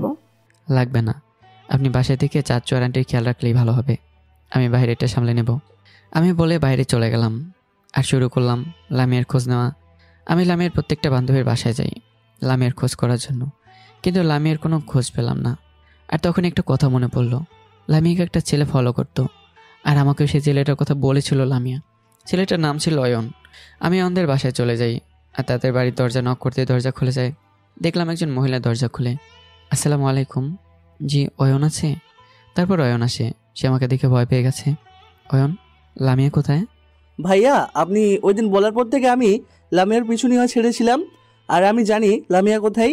আরে আরে রিল্যাক্স, আসলে লামিয়াকে পাওয়া যাচ্ছে না, তাই তোমার কাছে জিজ্ঞাসা করতে আসলাম। কি বলতেছেন ভাইয়া? কিন্তু আমি আজকে ওকে তো ছুটির পরেও দেখেছিলাম, সে বাড়ির রাস্তায় হাঁটছিল, আমি তো সেই রাস্তায় ছিলাম, কিন্তু ভাইয়া বিশ্বাস করেন আমি ওকে ফলো করা বন্ধ করে দিয়েছি। আচ্ছা, উফ, মেয়েটা কোথায় গেল? এক মিনিট ভাইয়া, আমি দেখেছিলাম লামিয়া যখন রাস্তা দিয়ে হাঁটছিল তখন একটা মাইকও দেখেছিলাম যেটা আস্তে আস্তে চলতেছিল, আর ঠিক সামনে ছিল লামিয়া, কিন্তু মনে করেছি এমনি গাড়িটা এভাবে চলতেছে, মনে হয় গাড়িটির সমস্যা আছে, নাকি ভাইয়া লামিয়া কিডন্যাপ হয়েছে। হোয়াট? কিডন্যাপ? তাও লামিয়া? কিন্তু লামিয়াকে কিডন্যাপ করে কী লাভ? আরে ভাইয়া, কিডন্যাপ করে কেন জানেন না? টাকার জন্য আর কি। আর তখনই চাচুর নাম্বার থেকে কল আসে, রিসিভ করলাম। হ্যালো চাচু। তাড়াতাড়ি বাসায় আসো, লামিয়ার খোঁজ পাওয়া গেছে। আমি কল কেটে দিলাম। কি হয়েছে ভাইয়া? লামিয়া নাকি খোঁজ পাওয়া গেছে। আচ্ছা তুমি বাসায় যাও, কষ্ট দিলাম তোমাকে। আরে ভাইয়া, এটাতে কষ্টের কি আছে? আচ্ছা ভাইয়া, আমি যাই। আসসালামু আলাইকুম। ওয়ালাইকুম আসসালাম। আমি অয়নকে বিদায় দিয়ে বাসায় চলে যাই। লামিয়া কোথায়? আগে এই অডিওটা শোনো। তারপর মারিয়া একটা অডিও চালায়, যা শুনে আমি স্তব্ধ হয়ে যাই। ডাক্তার, তোকে খুব সুন্দর করে বলা হয়েছিল আমাদের কথা মতো মেডিকেল রিপোর্ট বানিয়েতে।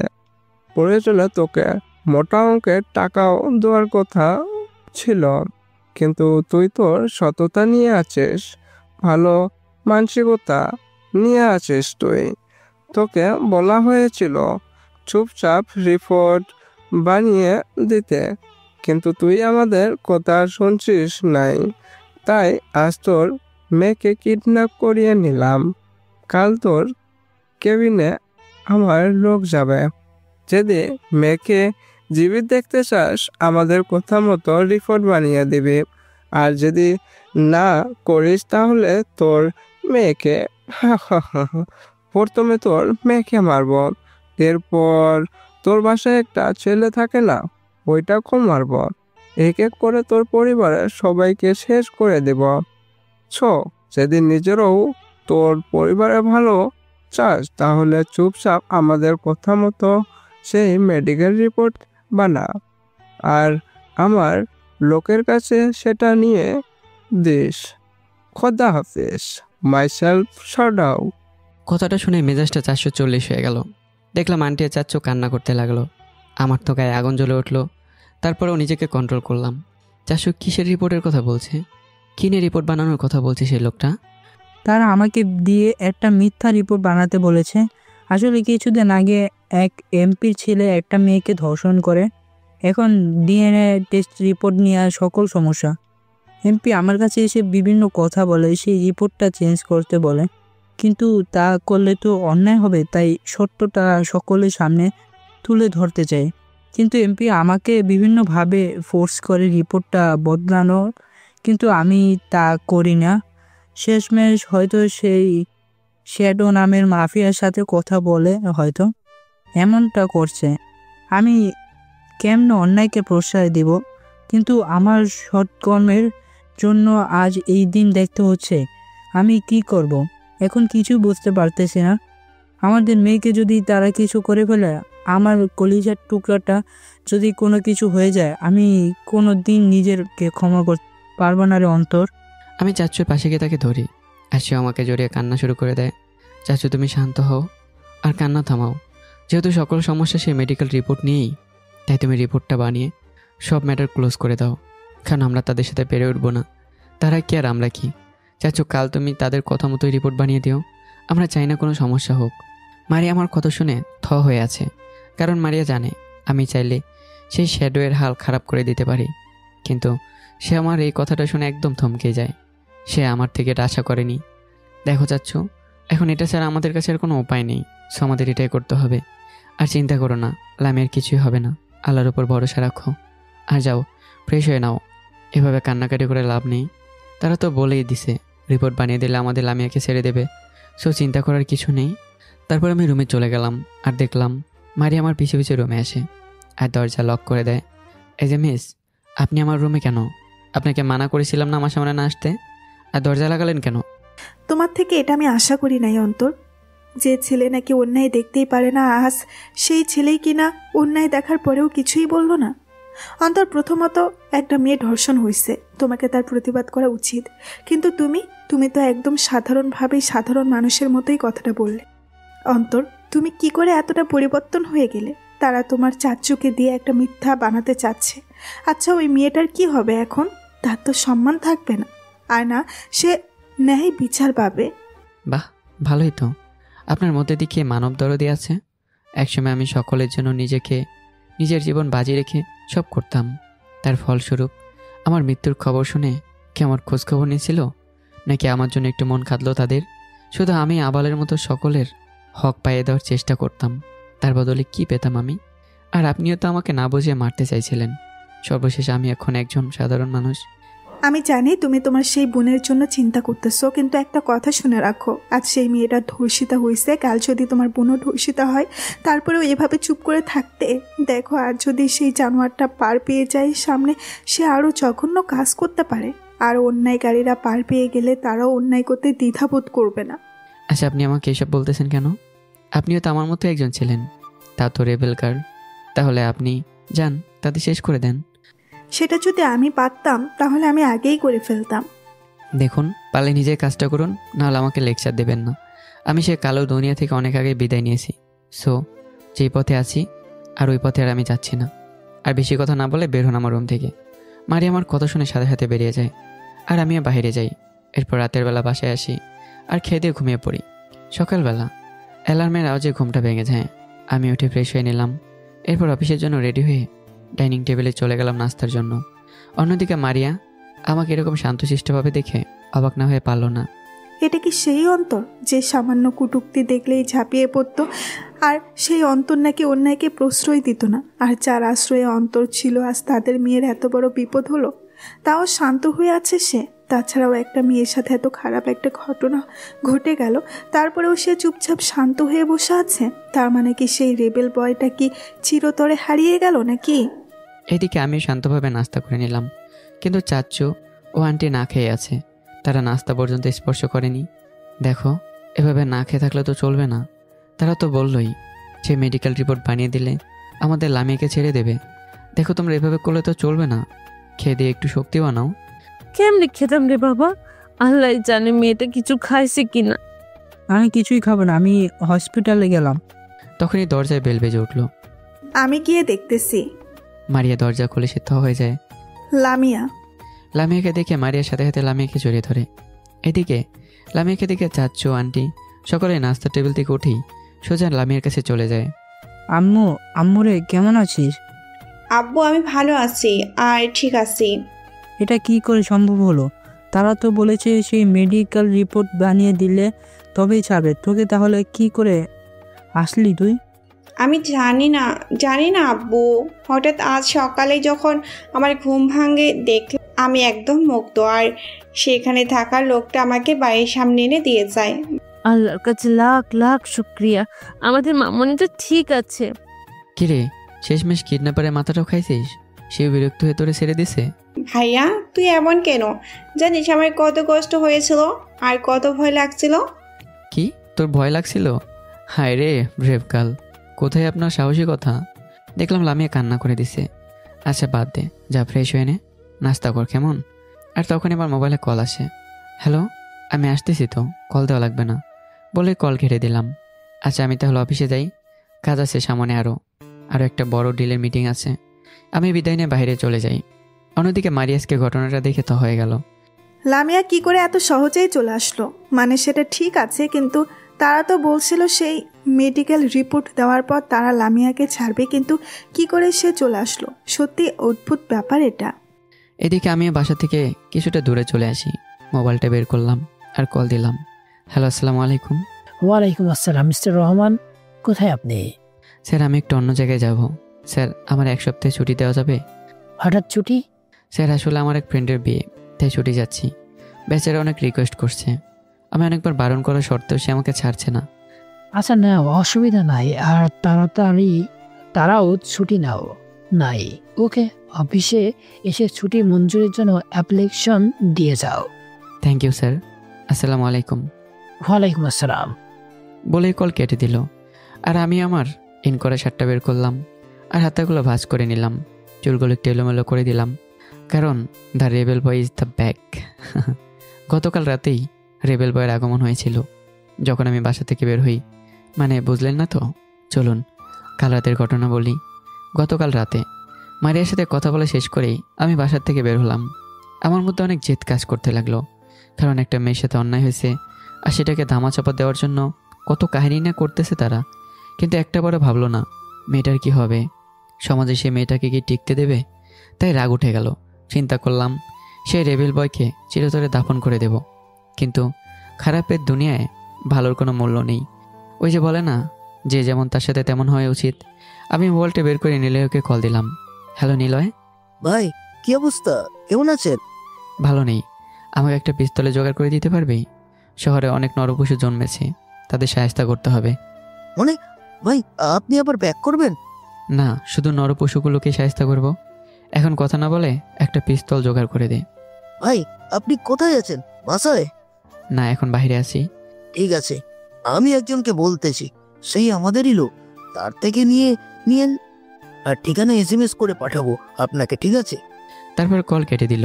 কিছুক্ষণ পর নিল SMS পাঠায়, একটা ঠিকানা দেয়, সেটা অনুযায়ী আমি চলে যাই আর কল দিই।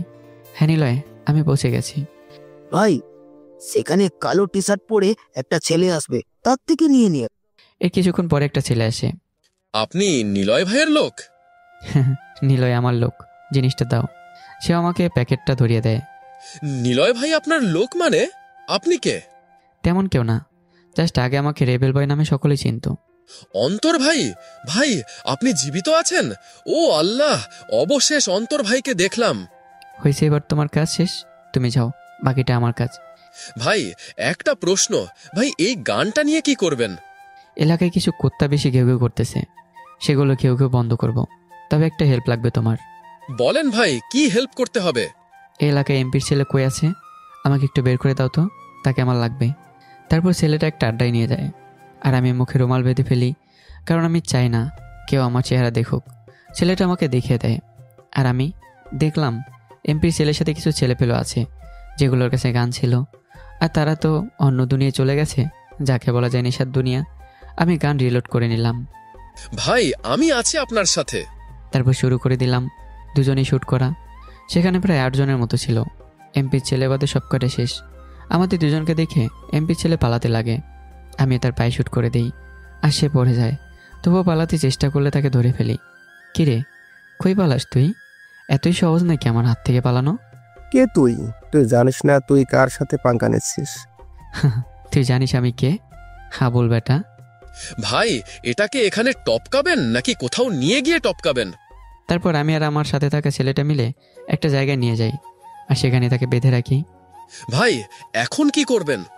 ব্যাস, হাতে থেকে পিস্তলটা রেখেই পাঞ্চিং প্র্যাকটিস শুরু করে দিলাম। শালা কিচ্ছে মতো ঘুষি মারতে থাকি, আর শরীরের যত রাগ ছিল সব মেটাতে লাগি। দেখলাম মারতে মারতে রক্তাক্ত করে ফেলেছি। এই তোর এমপি বাপের নাম্বারটা দিত। দেখলাম মায়ের খেয়ে শালা বেহুশ।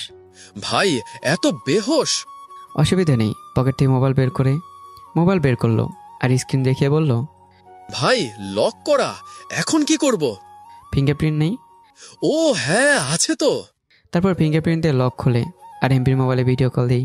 সেও কল রিসিভ করে। কিরে কই তুই? আসসালামু আলাইকুম এমপি সাহেব, ভালো আছেন? কিরে তুই, আমার ছেলের মোবাইল তোর কাছে কেন? আর মুখে রুমাল বেঁধে রেখেছিস কেন?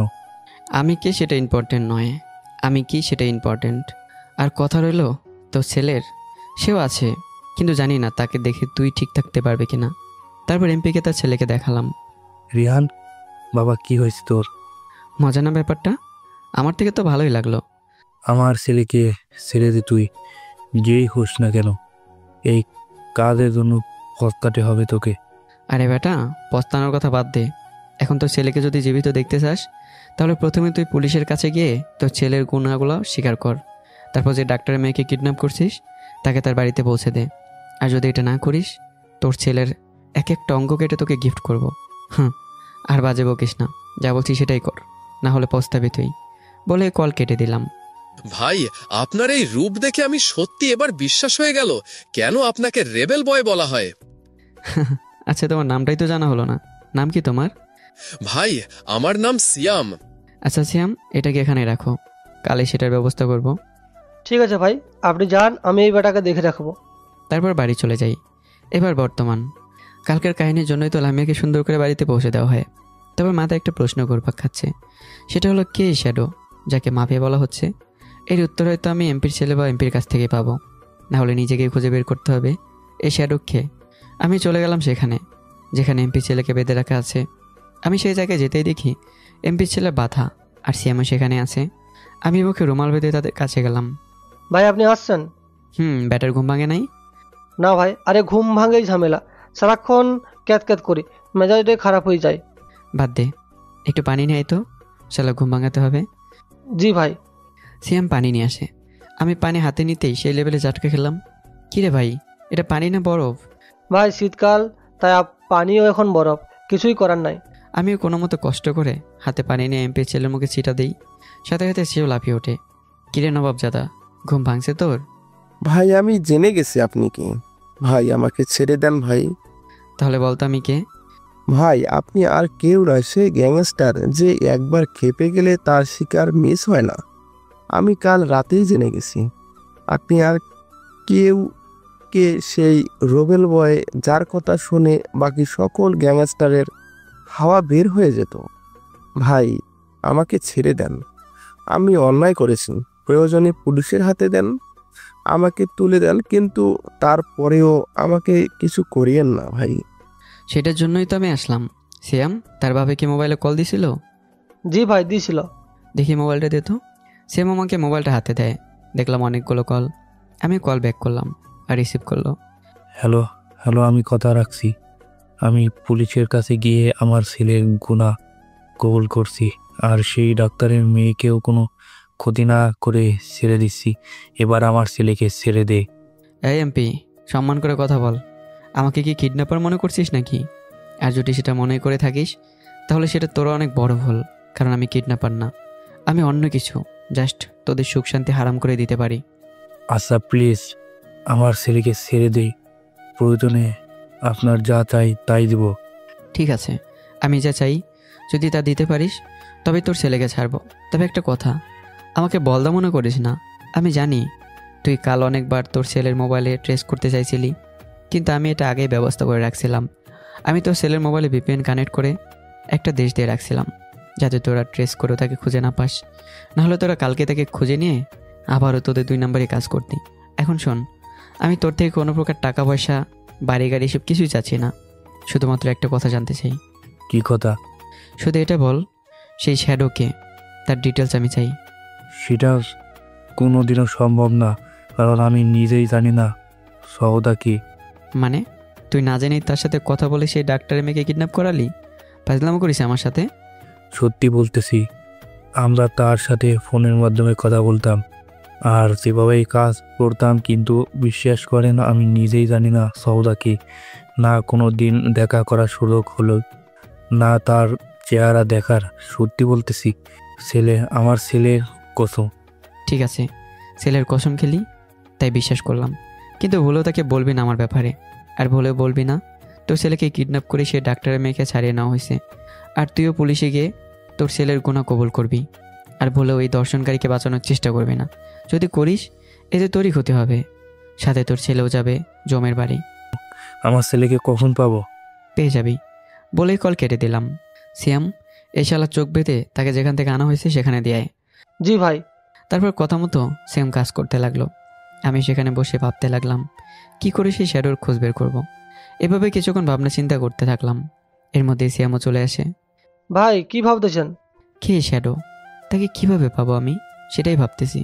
ভাই এটার কথা আর বলেন না, এটা আস্ত একটা জানোয়ার। ভাই এই শ্যাডোর জন্যই আমাদের এই শহরে খারাপ কাজগুলো অনেক বেড়ে গেছে। যেমন ধরুন কিডন্যাপিং, খুন, তারপর মাদকদ্রব্য, ব্ল্যাকমেল করে একটা মানুষকে বাধ্য করে একটা খারাপ কাজ করানো। আর এই সব কাজ সম্ভব হয়েছে এই শ্যাডোর জন্যে।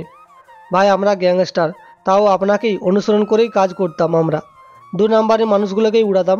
কিন্তু ভাই এই শ্যাডো আসার পর থেকে ভাই শুধু ঢাকা শহর না, তার আগে চিটাগাং শহরের নকশাই বদলে যায়। আমি চিন্তা করতে লাগলাম, এই কালো দুনিয়ায় নিজেকে জড়াবো না। নিজের উপর হাজার কষ্ট আসলেও কিন্তু একটা মেয়েকে দর্শন করে সেই দর্শন ধামাচাপা দেওয়ার জন্য কত কিচ্ছা কাহিনী শুরু করে দিল। আমি কি করে চুপ করে থাকবো? ব্যাপারটা দেখে কথাটা শুনে গায়ে আগুন জ্বলে উঠলো। বসে থাকতে পারলাম না। সাধারণ মানুষে যে অন্যায় করে, অন্যায়কে প্রশ্রয় দেয়, তাদের আমি উপরে পাঠিয়ে দিই।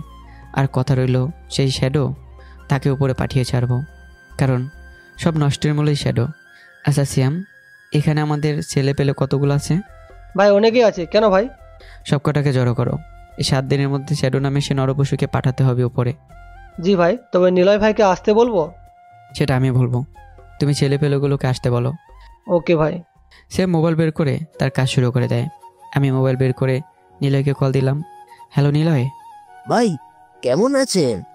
শোন, তুই আজকের মধ্যে ঢাকায় আয়। কেন সেটা আসলে বুঝতে পারবি। ঠিক আছে ভাই, আমি এক্ষুনি রওনা দিচ্ছি। তারপর কল কেটে দিল। আর আমি ভাবতে লাগলাম কি করে এই শ্যাডোর খেল খতম করব। অন্যদিকে মারিয়া বসে বসে আমাকে নিয়ে ভাবছে, ওকে আমাকে কখনোই গ্রহণ করবে না, না হার মানলে চলবে না। ওকে আমি অনেক ভালোবাসি, কিন্তু কি করে আমি তাকে পাবো? একটা ভুলের জন্য সেই ভালোবাসা আমার থেকে একবারে হারিয়ে গেছিল, কিন্তু এখন তাকে ফিরে তো পেলাম। কিন্তু তার মনে আমার জন্য আর কোনো জায়গা নেই, সেটা তো ও বলল। কিন্তু আমিও ভালো করেই জানি সে আমাকে আজও ভালোবাসে, শুধু তার মনে যে রাগটা আছে সেটার জন্য আমাকে এড়িয়ে চলে। তবে আমাকে প্রতিনিয়ত চেষ্টা করতেই হবে, আমাকে যে করেই হোক অন্তরের রাগ ভাঙাতে হবে।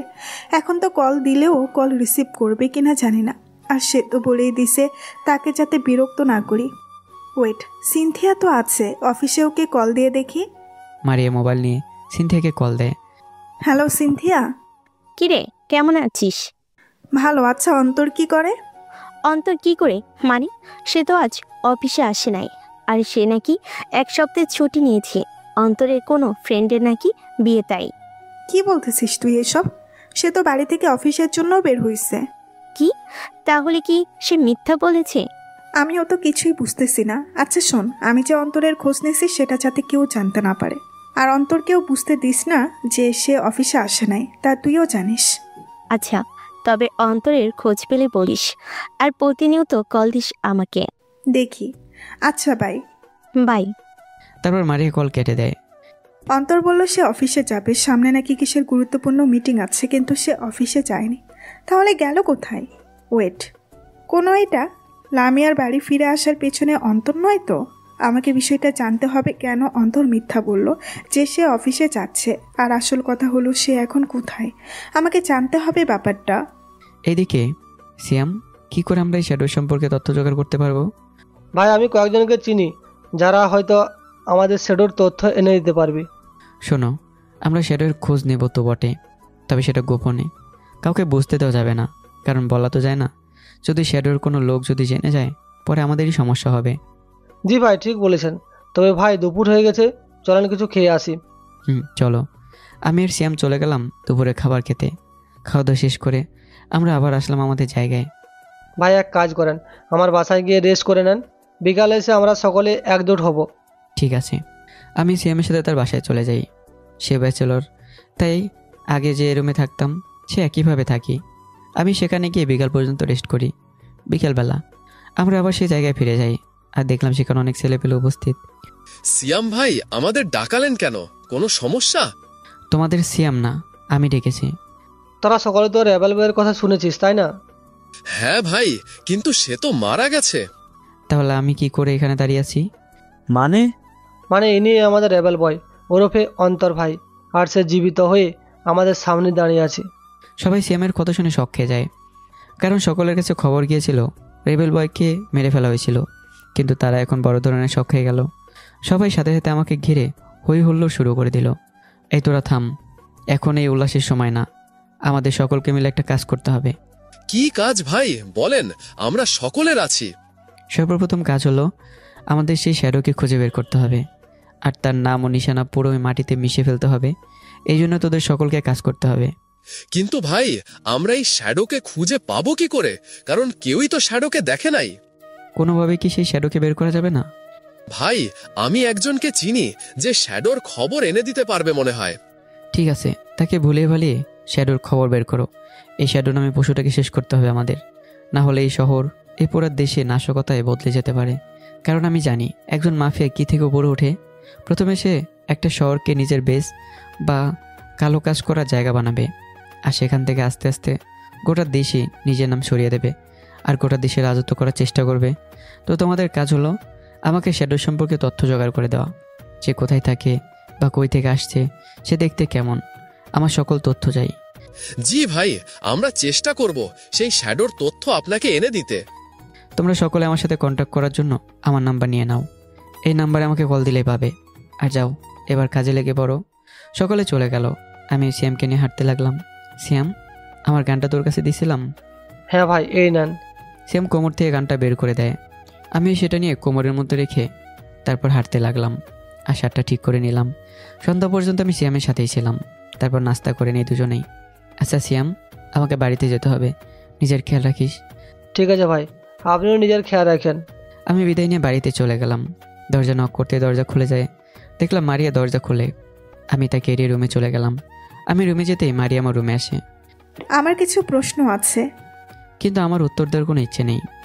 অনেক হয়েছে, অনেক ভদ্রতা দেখালাম, এবার মনে হয় আমাকে রেবেল গার্ল হতেই হবে। সেটা আপনার পার্সোনাল ম্যাটার, আমার না। ঠিক আছে বলেই দরজা লাগিয়ে দিল। দরজা লাগালেন কেন? ইচ্ছা হয়েছে তাই। সাথে সাথে মারিয়া আমাকে জাপটে ধরে। এই কি করতেছেন এইসব? তেমন কিছু না, একটু অধিকার খাটাচ্ছি আর কি। আমি তো তোমার মনে আমার জন্য ভালোবাসা আছে ঠিকই, কিন্তু রাগের কারণে সেটা প্রকাশ করো না। আমার মনে কোনো ভালোবাসা নেই, ছাড়েন বলতেছি, না হলে কিন্তু। কথা শেষ করার আগেই মারিয়া তার ঠোঁট জোড়া দিয়ে আমার ঠোঁট চেপে ধরলো। আমি চেষ্টা করতেছি নিজেকে ছাড়িয়ে নেওয়ার, কিন্তু পারতেছি না। কিছুক্ষণ পর মারিয়া আমাকে ছেড়ে দেয়, আর আমি হাঁপাচ্ছি। তুমি জানো এটার জন্য কতদিন অপেক্ষা করছি আমি? তোমারও মনে হয় এই ইচ্ছেই ছিল, কিন্তু তুমি তো কাছেই আসতে দাও না আমাকে। এবার আমার রাগ উঠে গেল। সাথে সাথে কোমর থেকে গান বের করে সোজা মারিয়ার দিকে তাক করে ধরি, যা দেখে মারিয়া আমার দিকে তাকিয়ে আছে। তোমার কাছে এটা কোথায় থেকে আসলো? তোর কি মনে হয় অনেক বিরক্ত করেছিস? এবার তোকে ছাড়বো না, লিমিট ক্রস করে ফেলেছিস তুই। আমাকে মারবা? মারিও, সমস্যা নেই। অন্তত খুশি হব যে নিজের ভালোবাসার হাতে মরলাম। কিন্তু আগে এটা বলো, এটা কোথায় থেকে আসলো? যেখান থেকে আসুক না কেন, তোকে কেন বলতে যাব? মরার জন্য প্রস্তুত হ। এখানে না, বাহিরে একটা নির্জন স্থানে চলো। এখানে মরলে তোকে পুলিশে নিয়ে যাবে, তখন মরেও শান্তি পাবো না। বাহিরে কোনো একটা নির্জন জায়গায় চলো, যেখানে আমাকে মেরে ফেলিও, আমার কোনো আপত্তি নেই, এটাই আমার প্রাপ্য। মারিয়া আমাকে টেনে বাড়ির থেকে বাইরে নিয়ে যায়, আরেকটা নির্জন জায়গায় নিয়ে যায়। এবার আমাকে মারতে পারো, কোনো অসুবিধা নেই, তবে একটা শেষ ইচ্ছা আছে আমার। একটিবারের জন্য তোমাকে জড়িয়ে ধরে তোমার বুকে মাথা রাখতে চাই, প্লিজ মানা করিও না, এটাই শেষ চাওয়া আমার। চুপ হয়ে রইলাম আর মারিয়ার দিকে তাকিয়ে আছি। আমি জানি তোমার মনে অনেক বড় আঘাত করছি, কিন্তু সেটা সম্পর্কে না জেনেই ভুল যেহেতু করলাম, শাস্তিও পাওয়া উচিত। আমার মরণ নিয়ে কোনো কষ্ট নেই, বরং আমি এটা জেনেই খুশি যে তোমার হাতেই আমার মৃত্যু হবে। আর তাছাড়া তোমার ভালোবাসা তো পাবো না, অন্তত তোমার হাতে মৃত্যুটা তো পাচ্ছি। দেখো, আমার না কোনো কষ্ট হবে না, শুধু শেষ ইচ্ছাটা পূরণ করে দাও। একটিবারের জন্য তোমাকে জড়িয়ে ধরে তোমার বুকে মাথা রেখে শান্তির নিঃশ্বাস ফেলতে চাই। এরপর না হয় আমাকে মেরে ফেলিও, আমার তাতে কোনো আফসোস হবে না, বরং আমি খুশিই হব। এখন আমার বিবেকে প্রশ্নগুলো বাজছে। আসলে মেয়েটা ভুল করে আমাকে মারতে চাইছিল, আর তাছাড়া আমি মেয়েটাকে অনেক অবহেলা করে অনেক কষ্ট দিলাম। মারিয়া আমাকে জড়িয়ে ধরে আমার বুকে মাথা রেখে শান্তির নিঃশ্বাস ফেলছে। এভাবে সে কিছুক্ষণ থাকে, পরে সে সরে যায়, আর আমার বাঁ হাতে থাকা গানটা সহ হাতটা উঠিয়ে নিয়ে সে তার নিজের দিকে তাক করে। দেখো, এবার গুলি চালাও, আর আমার ইচ্ছাটাও পূরণ করার জন্য থ্যাংক ইউ। এবার আমি শান্তিতে মরতে পারবো। আমি দেখলাম মারিয়া কান্না করতে করতে তার নাক চোখ গাল লাল করে ফেলেছে, আর সে আমার দিকে তাকিয়ে মিষ্টি হাসি দিচ্ছে। এমন ভান করতেছে মনে হয় সে অনেক বড় কিছু পেয়ে যাবে। কি হলো? চালাও গুলি। দেখো, ভয় পেও না, কেউ দেখবে না তোমাকে। দেখো, আমার আর তর সইছে না। দেখো প্লিজ, গুলি চালাও। অন্তত তোমার হাতে মরতে চাই আমি, তোমার অবহেলা আর নিতে পারবো না আমি। আর বেঁচেও বা কী করবো? যাকে নিয়ে বাঁচবো ভাবলাম, সে তো আমাকে ঘৃণা করে, দু চোখে দেখতেই পারে না। আমিও গুলি চালিয়ে দিলাম, তবে মারিয়ার দিকে না, অন্যদিকে গুলি চালাই। কিন্তু মারিয়া চোখ পর্যন্ত বন্ধ করেনি। সে চোখ ভরা কান্না আর রেগে আমার দিকে তাকিয়ে আছে। আমি এটা দেখে অবাক না হয়ে পারলাম না। মারিয়া আমার কাছে আসে। এই, গুলি অন্যদিকে চালালে কেন? আমি চুপ হয়ে আছি। অন্যদিকে গুলি চালালে কেন? আমাকে কি দেখো নাই? তোমার সামনেই তো ছিলাম আমি। আমি এবারও চুপ। কি হলো, কথা বলো নাই কেন? এই গুলি চালালে ভালো কথা, আমাকে কেন গুলি করো নাই বলো, উত্তর দাও। সাথে সাথে মারিয়াকে জড়িয়ে ধরি। কি করে তোমাকে মারবো? উপর দিয়ে ঠিকই বলি ভালোবাসি না, দু চোখের সামনে না আসতে বলি, কিন্তু ভেতর দিয়ে ঠিকই তোমাকে দেখতে মন চায়। কি করে মারবো তোমাকে? মনের মধ্যে এক কোণায় তোমার জন্য ভালোবাসা লুকিয়ে আছে যে, এরপরেও কেমনি কি করব? ভালোবাসা আজও মনের ভেতর আছে ঠিকই, কিন্তু সেটা প্রকাশ করতে গেলেই আগের কথাগুলো মনে পড়ে যায় আমার। তুমি জানো না মারিয়া, কতটা ভালোবাসি তোমাকে, এমনকি নিজের চাইতেও বেশি। জানি তো, তোমাকে দেখেই আমার মনে হচ্ছিল আজও আমার পাগলটা আমাকে ভালোবাসে, কিন্তু রাগের জন্য সেটা প্রকাশ করে না। আমি জানি তো আমার কলিজাটাও কতটা ভালোবাসে। আমি মারিয়াকে ধরেই আমার চোখ দিয়ে অজরে পানি ঝরাচ্ছি, আর মারিয়া আমাকে শক্ত করে জড়িয়ে ধরে আছে। এই, কান্না থামাও। কিন্তু আমি কান্না করেই যাচ্ছি। আরে কান্না থামাও তো, আমার ঠান্ডা লাগতেছে, একটু শক্ত করে ধরো। মারিয়ার কথা শুনে কান্নার মধ্যে হাসি চলে আসে। হাসার কি আছে, শুধু শক্ত করেই তো জড়িয়ে ধরতে বললাম। বাসায় চলো, আর সেখানে গিয়ে তোমার হাতের গরম এক কাপ রং চা করে দিবা। জি, আমার কলিজাটা দিব, চলো তাহলে। তারপর আমাদের মাঝে সেই অনুভূতির কাহিনী শেষ হয়ে যায়, আর আমরা দুজনে বাড়িতে চলে যাই। আর বাড়ির দরজার কাছে আসতেই পিস্তল কোমরে রেখে দিই, আশা আর ঠিক করে নিই। দরজা নক করতেই দরজা খুলে দেয়, আর দেখলাম আন্টি দরজা খুলছে।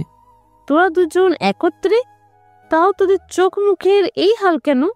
আমাদের মাঝে যে ভুল বোঝাবুঝি ছিল সেটা সমাপ্তি ঘটিয়ে দিলাম, তাই একটু চোখ মুখের এই অবস্থা। মানে অন্তর, তুই মারিয়াকে মেনে নিছিস?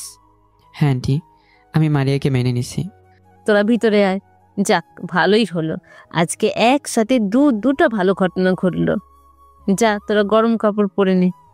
তারপর আমরা দুজনে রুমে চলে গেলাম। আমি গরম কাপড় পরে নিলাম, গানটা ড্রয়ারে রেখে সেটাতে তালা দিয়ে চাবি আমার কাছে নিয়ে নিই। এরপর আমরা মারিয়া, আমি, লামিয়া, আন্টি, আমরা চারজনে হালকা পাতলা নাস্তা করে নিই। এরপর আমার রুমে চলে যাই। কিছুক্ষণ পরে মারিয়া রুমে আসে। এরপর দরজা লক করে সোজা আমার কাছে এসেই আমি বসা অবস্থায় ছিলাম। মারিয়া আমাকে ধাক্কা মেরে খাটে শুয়ে দেয়। সে আমাকে জোরে ধরে বুকে মাথা রেখে শুয়ে পড়ে। জানো, আজ আমি অনেক খুশি, অবশেষে আমার কলিজাটাকে পেয়ে গেলাম। এই, অত সহজে ধরা দেব না। ধরা তো দিয়ে দিস। আচ্ছা, ভালো কথা, আমার কিছু প্রশ্ন আছে। বলো। প্রথমত, তুমি আজকে কোথায় ছিলে? কারণ আমি ভালো করেই জানি তুমি অফিসে যাও নাই। কই গেছিলা তুমি? আর তোমার কাছে গানটা আসলো কোথা থেকে? আরে একটা একটা করে প্রশ্ন জিজ্ঞাসা করো। তাহলে বলো, তুমি কোথায় ছিলে আজকে? আর তুমি মিথ্যা কথা বলে ছুটি নিছো কেন? তাহলে শোনো, মারিয়াকে গতকাল রাত থেকে আজ পর্যন্ত যা হয়েছে সব কথা খুলে বলি। মারিয়া আমার কথাগুলো শুনে আমার দিকে চোখ বড় বড় করে তাকিয়ে আছে। এসে মাত দিক পাগলি, কুসকুস হতা হে। আমার আগেই সন্দেহ হচ্ছিল তোমার উপর অন্তর। আমি আগেই কিছুটা ধারণা করে নিয়েছিলাম লামিয়ার ফিরে আসার পেছনে তোমারই হাত থাকবে। তুমি না বলেছিলা সেই রেবেল বয়ের রূপ আর নিবা না? তাহলে কি করব বলো? নিজের ওপর হাজার অত্যাচার হলেও সহ্য করে নিতে পারি, কিন্তু নিরীহ মানুষের উপর বিনা কারণে একটা টোকাও আসলেও সেটাও সহ্য করতে পারি না আমি। তো সামনে কি করবা বলে ভাবতেছো? আমার সামনে চিন্তা হচ্ছে সেই শ্যাডোকে বের করে তার খেল খতম করা। কারণ শহরের খারাপ অবস্থার জন্য একমাত্র সেই দায়ী। যদি 2 নম্বরেও খারাপ কাজগুলো সমাপ্তি ঘটাতে হয়, তাহলে তার সেই জিনিসের মূলটাই শেষ করতে হয়। আর এই নষ্টের মূল হচ্ছে সেই শ্যাডো। এখন তাকে শেষ করা অত্যন্ত জরুরি, না হলে এক এক করে সব শহর ও শেষের দেশটাও শেষ হয়ে যাবে।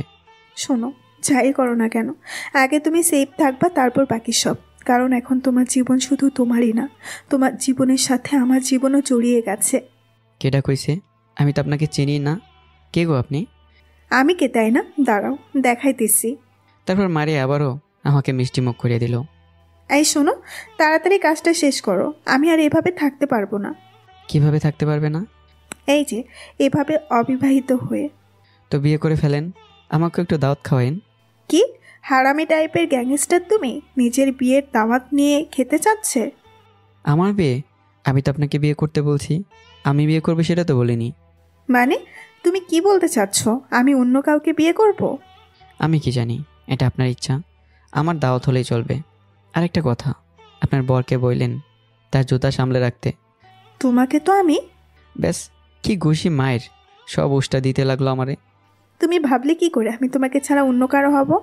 আমি শুধুই তোমাকে চাই, তোমাকে ছাড়া কেউই আমাকে পাবে না। আর তুমি কি না? আল্লাহ, মরে গেলাম তো, সরি। আর বলে এরকম ফাজলামো করবো না। মারিয়া ছেড়ে দাও, ও আল্লাহ গেছি গো, কেউ আমারে বাঁচাও। ও বউরে তোমার জামাইরে মারি ফেললা। বই তো জামাইকে মারতেছে, আর করবা এমন দুষ্টু? না, আর কোনোদিন এসব বলবো না, এবারের মতো ছেড়ে দাও। মারিয়া মার থামাতেই তাকে টান মেরে আমার কাছে টেনে নিই। আমি জানি তো আমার কলিজাটা আমাকে কতটা ভালোবাসে, কিন্তু এরকম ভালোবাসা তো আমি চাই না। এটাই তোমার প্রাপ্য, আমাকে রাগালে কেন? আচ্ছা সরি, আর করবো না। তারপর মারিয়া আমাকে জড়িয়ে ধরে খাটে শুয়ে আছে। রাতের খাবারের জন্য আমাকে ডাক দেয়। আমরাও চলে যাই দুজনেই রাতের খাবার খেতে। খাওয়া তো শেষ করে আমি বসে আছি, টিভি দেখতেছি, আর মারিয়া ও লামিয়া ভালোই গল্প করতে ব্যস্ত। এরপর আমি আমার রুমে চলে যাই। কিছুক্ষণ পরে কেউ একজন রুমে এসে দেখলাম সে কেউ না, মারিয়া। তুমি এখানে কি করতেছো? আজ থেকে আমি তোমার সাথে ঘুমাবো। কিন্তু আমাদের তো বিয়ে হয়নি। তাহলে সো হোয়াট? আমি তো ঘুমাবোই, বেশি কথা বলবা না বলে দিলাম। আর খাটে আসো, ঘুমাবো। কেন? তুমি ঘুমাও, আমি এখানে একটা কাজ করতেছি। সাথে সাথে মারিয়া আমাকে টেনে খাটে ছুঁড়ে মেরে আর আমার গায়ে কম্বল দিয়ে সে ভেতরে ঢুকে আমার বুকে মাথা রেখে আমাকে জড়িয়ে ধরে শুয়ে পড়ে। আমি আর কি করব, তাকে ধরে শুয়ে পড়ি। এরপর ঘুম। রাতের বেলা প্রায় 1:30 বাজে। আমার মোবাইল বেজে উঠলো। এই, তোমার মোবাইল বাজছে? আমি মোবাইল হাতে নিলাম, দেখলাম শ্যাম কল দিল। আমি রিসিভ করলাম। হ্যালো শ্যাম। ভাই নিলয় ভাই আসছে, আর আমরা একটা গুড নিউজ, আমরা সেই শেডোর কয়েকজন ছেলেপেলেকে ধরেছি। আজকে আমরা যেখানে ছিলাম সেখানে এখন আমি ও নিলয় ভাই উপস্থিত আছি, আপনি আসেন। আচ্ছা আমি আসতেছি বলে কল কেটে দিলাম। মারিয়া, এই মারিয়া। বলো। আমাকে বের হতে হবে, তুমি কষ্ট করে দরজাটা আটকাও। মানে কি, এত রাতে বের হবে কেন? আমার ছেলেপেলে, শ্যাডোর কিছু ছেলেপেলেকে ধরেছে, এখন সেখানে যেতে হবে। তুমি একটু কষ্ট করে দরজা আটকাও। মারিয়া ওঠে, আর আমি আমার হুডি পরে নিলাম, ডয়ার থেকে গানটা বের করে নিলাম। এরপর আমি আস্তে করে দরজা দিয়ে বাইরে চলে যাই। এই শোনো। হ্যাঁ বলো। সাবধানে থাকবা, নিজের খেয়াল রাখবা। আচ্ছা আমি না আসা পর্যন্ত তুমি নিজেরও বাকি সবার খেয়াল রাখবে। চলি, খোদা হাফেজ। তারপর মারিয়া বাড়ির দরজা লাগিয়ে দেয়, আর আমি চলে যেতে লাগি আড্ডাখানায়। সেখানে গিয়ে দেখলাম নিলয় আর শ্যাম উপস্থিত, আর দেখলাম 3টা ছেলেকে বেঁধে রাখা হয়েছে। ভাই এই 3টাই শেডোর জন্য কাজ করি। অন্তর ভাই, আপনি তো বললেন এই কালো দুনিয়ায় ফিরবেন না, তো হঠাৎ ব্যাক করলেন যে? কিছু মানুষ তাদের জায়গা বলে নিজেকে অনেক মহান কিছু মনে করতেছে। তাদের সেই ভুল ধারণাটা ধরিয়ে দিতেই আবার রেবেল বয়ের আগমন ঘটল। এবার জিজ্ঞাসাবাদ শুরু করি, আর জিজ্ঞাসা করি কে শ্যাডো, আর সে কোথায় আছে, আর তাকে কোথায় পাওয়া যাবে। আমার কথা শুনে সিয়াম নিলয় কাজে লেগে পড়ে। এই ছেলে বল, কে এই শ্যাডো, কোথায় দেখেছে? নিলয় যে ছেলেটাকে জিজ্ঞাসা করে সে বলে আমি কিছুই জানি না। তাহলে তুই বল। সিয়াম নিলয় অনেক জিজ্ঞাসা করে, কিন্তু তারা কেউ মুখ খোলেনি। থাম তোরা, আর পারলে একটা হাতুড়ি আর কিছু প্যারাক জোগাড় কর। ভাই এইসব দিয়ে কি করবেন? সব দেখতে পারবি, শুধু এইসব কষ্ট করে একটু এনে দে। সিয়াম চলে গেল, আর নিলয় আমার দিকে তাকিয়ে আছে, হয়তো বুঝতে পারলো আমি কি করব। কিছুক্ষণ পর সিয়াম হাতুড়ি ও প্যারাক নিয়ে আসে। এই নেন ভাই। সিয়াম আমাকে হাতুড়ি ও প্যারাক এগিয়ে দিয়েই আমিও নিলাম, আর সেটা নিয়ে একটা চেয়ার নিয়ে 3 জনের সামনে বসলাম। সিয়াম আর নিলয়, তোরা দুজনে একটা টেবিল নিয়ে আয়, আর সেটা আমার সামনে বরাবর রাখবি। তারা দুজনে একটা টেবিল নিয়ে আসে, আর ঠিক আমি যেখানে বসলাম তার সামনে বরাবর রাখে। একবার একটাকে ধরে আমার সামনে আন, আর তার হাতটা ঠিক টেবিলের উপর রাখ। আমার কথাটা শুনে দেখলাম সেই 3 জন আমার দিকে চোখ বড় বড় করে তাকিয়ে আছে, তাতে আমার কিছুই যায় আসে না। আর নিলয় একটাকে ধরে নিয়ে আসে, আর তাকে আমার সামনে বসেই তার হাত টেবিলের উপর চেপে ধরে। আমি সোজাভাবে জিজ্ঞাসা করতেছি, কে শ্যাডো, কোথায় থাকে সে, আর তাকে পাবো কোথায়? জানি না। ওকে, এর একটু মুখ চেপে ধরতো বলে সিয়াম ছেলেটার মুখ চেপে ধরে, আর আমি প্যারাক নিয়ে তার হাতে তালুতে ধরেই দিলাম হাতুড়ি মেরে। চিৎকার করতে পারেনি, কারণ সিয়াম মুখ চেপে ধরে রাখছিল, কিন্তু চোখে পানি চলে আসছে, আর হাত থেকে রক্ত বেরোচ্ছে ছেলেটার। কিরে এবার বলবি নাকি আরও একটা প্যারাক মারতে হবে? ভাই আমি জানি সে কে, তবে এটা বলতে পারবো সে কোথায় আছে। তো বল কোথায় আছে সে? তাকে আপনি চট্টগ্রামে জায়গায় পাবেন। দেখলি কিভাবে সত্যি বের করতে হয়? কি শিখলি তোরা এতদিন থেকে? ভাই আমরা তো আর আপনি না। এবার এই 3টাকে আমাদের ছেলেপেলের কাছে দিয়ে আয়, আর বল তাদের দিকে নজরদারি করতে। তারপর আমরা আজকে চট্টগ্রাম যাব। জি ভাই। তারপর সে আমার নিলয় চলে গেল 3টার ব্যবস্থা করতে। এখন যদি এই 3টাকে ছেড়ে দেই তাহলে আমরা বড় কোনো সমস্যায় পড়ে যাব, কিন্তু সেটা আমি চাই না। আমাকে যে করেই হোক এই শ্যাডোর খেল খতম করতে হবে, না হলে সামনের শহরের নকশায় বদলে যাবে।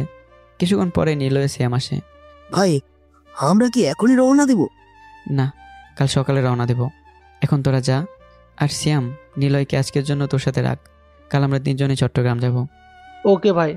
আর একটা কথা, তানভীর কি ব্যাপারে কিছু বলিস না, আমরা আমাদের কাজ সারবো। তারপর সবার থেকে বিদায় নিয়ে নিলাম। চিন্তা করছিলাম বাড়িতে যাব কি না, কিন্তু কাল তো চট্টগ্রাম যেতে হবে, তাই কিছু জিনিসপত্র নেওয়া লাগবে। আমি বাড়ির সামনে যেতে মারিকে কল দিলাম, সে রিসিভ করতেই বললাম দরজা খুলতে। কিছুক্ষণ পরে সেই দরজা খুলে দেয়, আর আমি রুমে চলে যাই। কি হয়েছে, চলে আসছো যে? তারপর মারিয়াকে সব বললাম। ঠিক আছে, যাইও, চট্টগ্রামে এখন ঘুমিয়ে পড়ো। তারপর আমি কোনো কথা না বলে ঘুমিয়ে পড়লাম। সকালবেলা খুব ভোরে ঘুম ভেঙে যায়। আমি উঠে নামাজ পড়ে নিলাম, আর ব্যাগ রেডি করে নিলাম। মারি উঠে আমাকে নাস্তা রেডি করে দিল, আমি খেয়ে নিলাম। শোনো, সাবধানে থেকো, আর এই দিকটা ম্যানেজ করে নিও। তুমিও সাবধানে থাকবা, আর আমার কাছে আবার ফিরে আসবা। তারপর বিদায় নিয়ে চলে গেলাম। আর রেডি হতে হতেই নীলয়কে SMS করে দিয়েছিলাম রেডি হয়ে বাস স্ট্যান্ডে চলে আসতে। তারাও চলে আসে, আর আমরা 3 জনের জন্য টিকিট কেটে নিলাম। এরপর সকালের বাসে রওনা দিই চট্টগ্রামের উদ্দেশ্যে। তবে জানি না সেখানে আমাদের জন্য কী অপেক্ষা করতেছে। তো বন্ধুরা, আপনারা যদি জেনে থাকেন কমেন্ট করবেন। আর হ্যাঁ, এরপরেই A to Z সকল পর্ব একসাথে করে দেওয়া হবে, এরপরে লাস্ট পর্ব। সবাই ভালো থাকবেন, সুস্থ থাকবেন, চ্যানেলটা সাবস্ক্রাইব করবেন। আল্লাহ হাফিজ।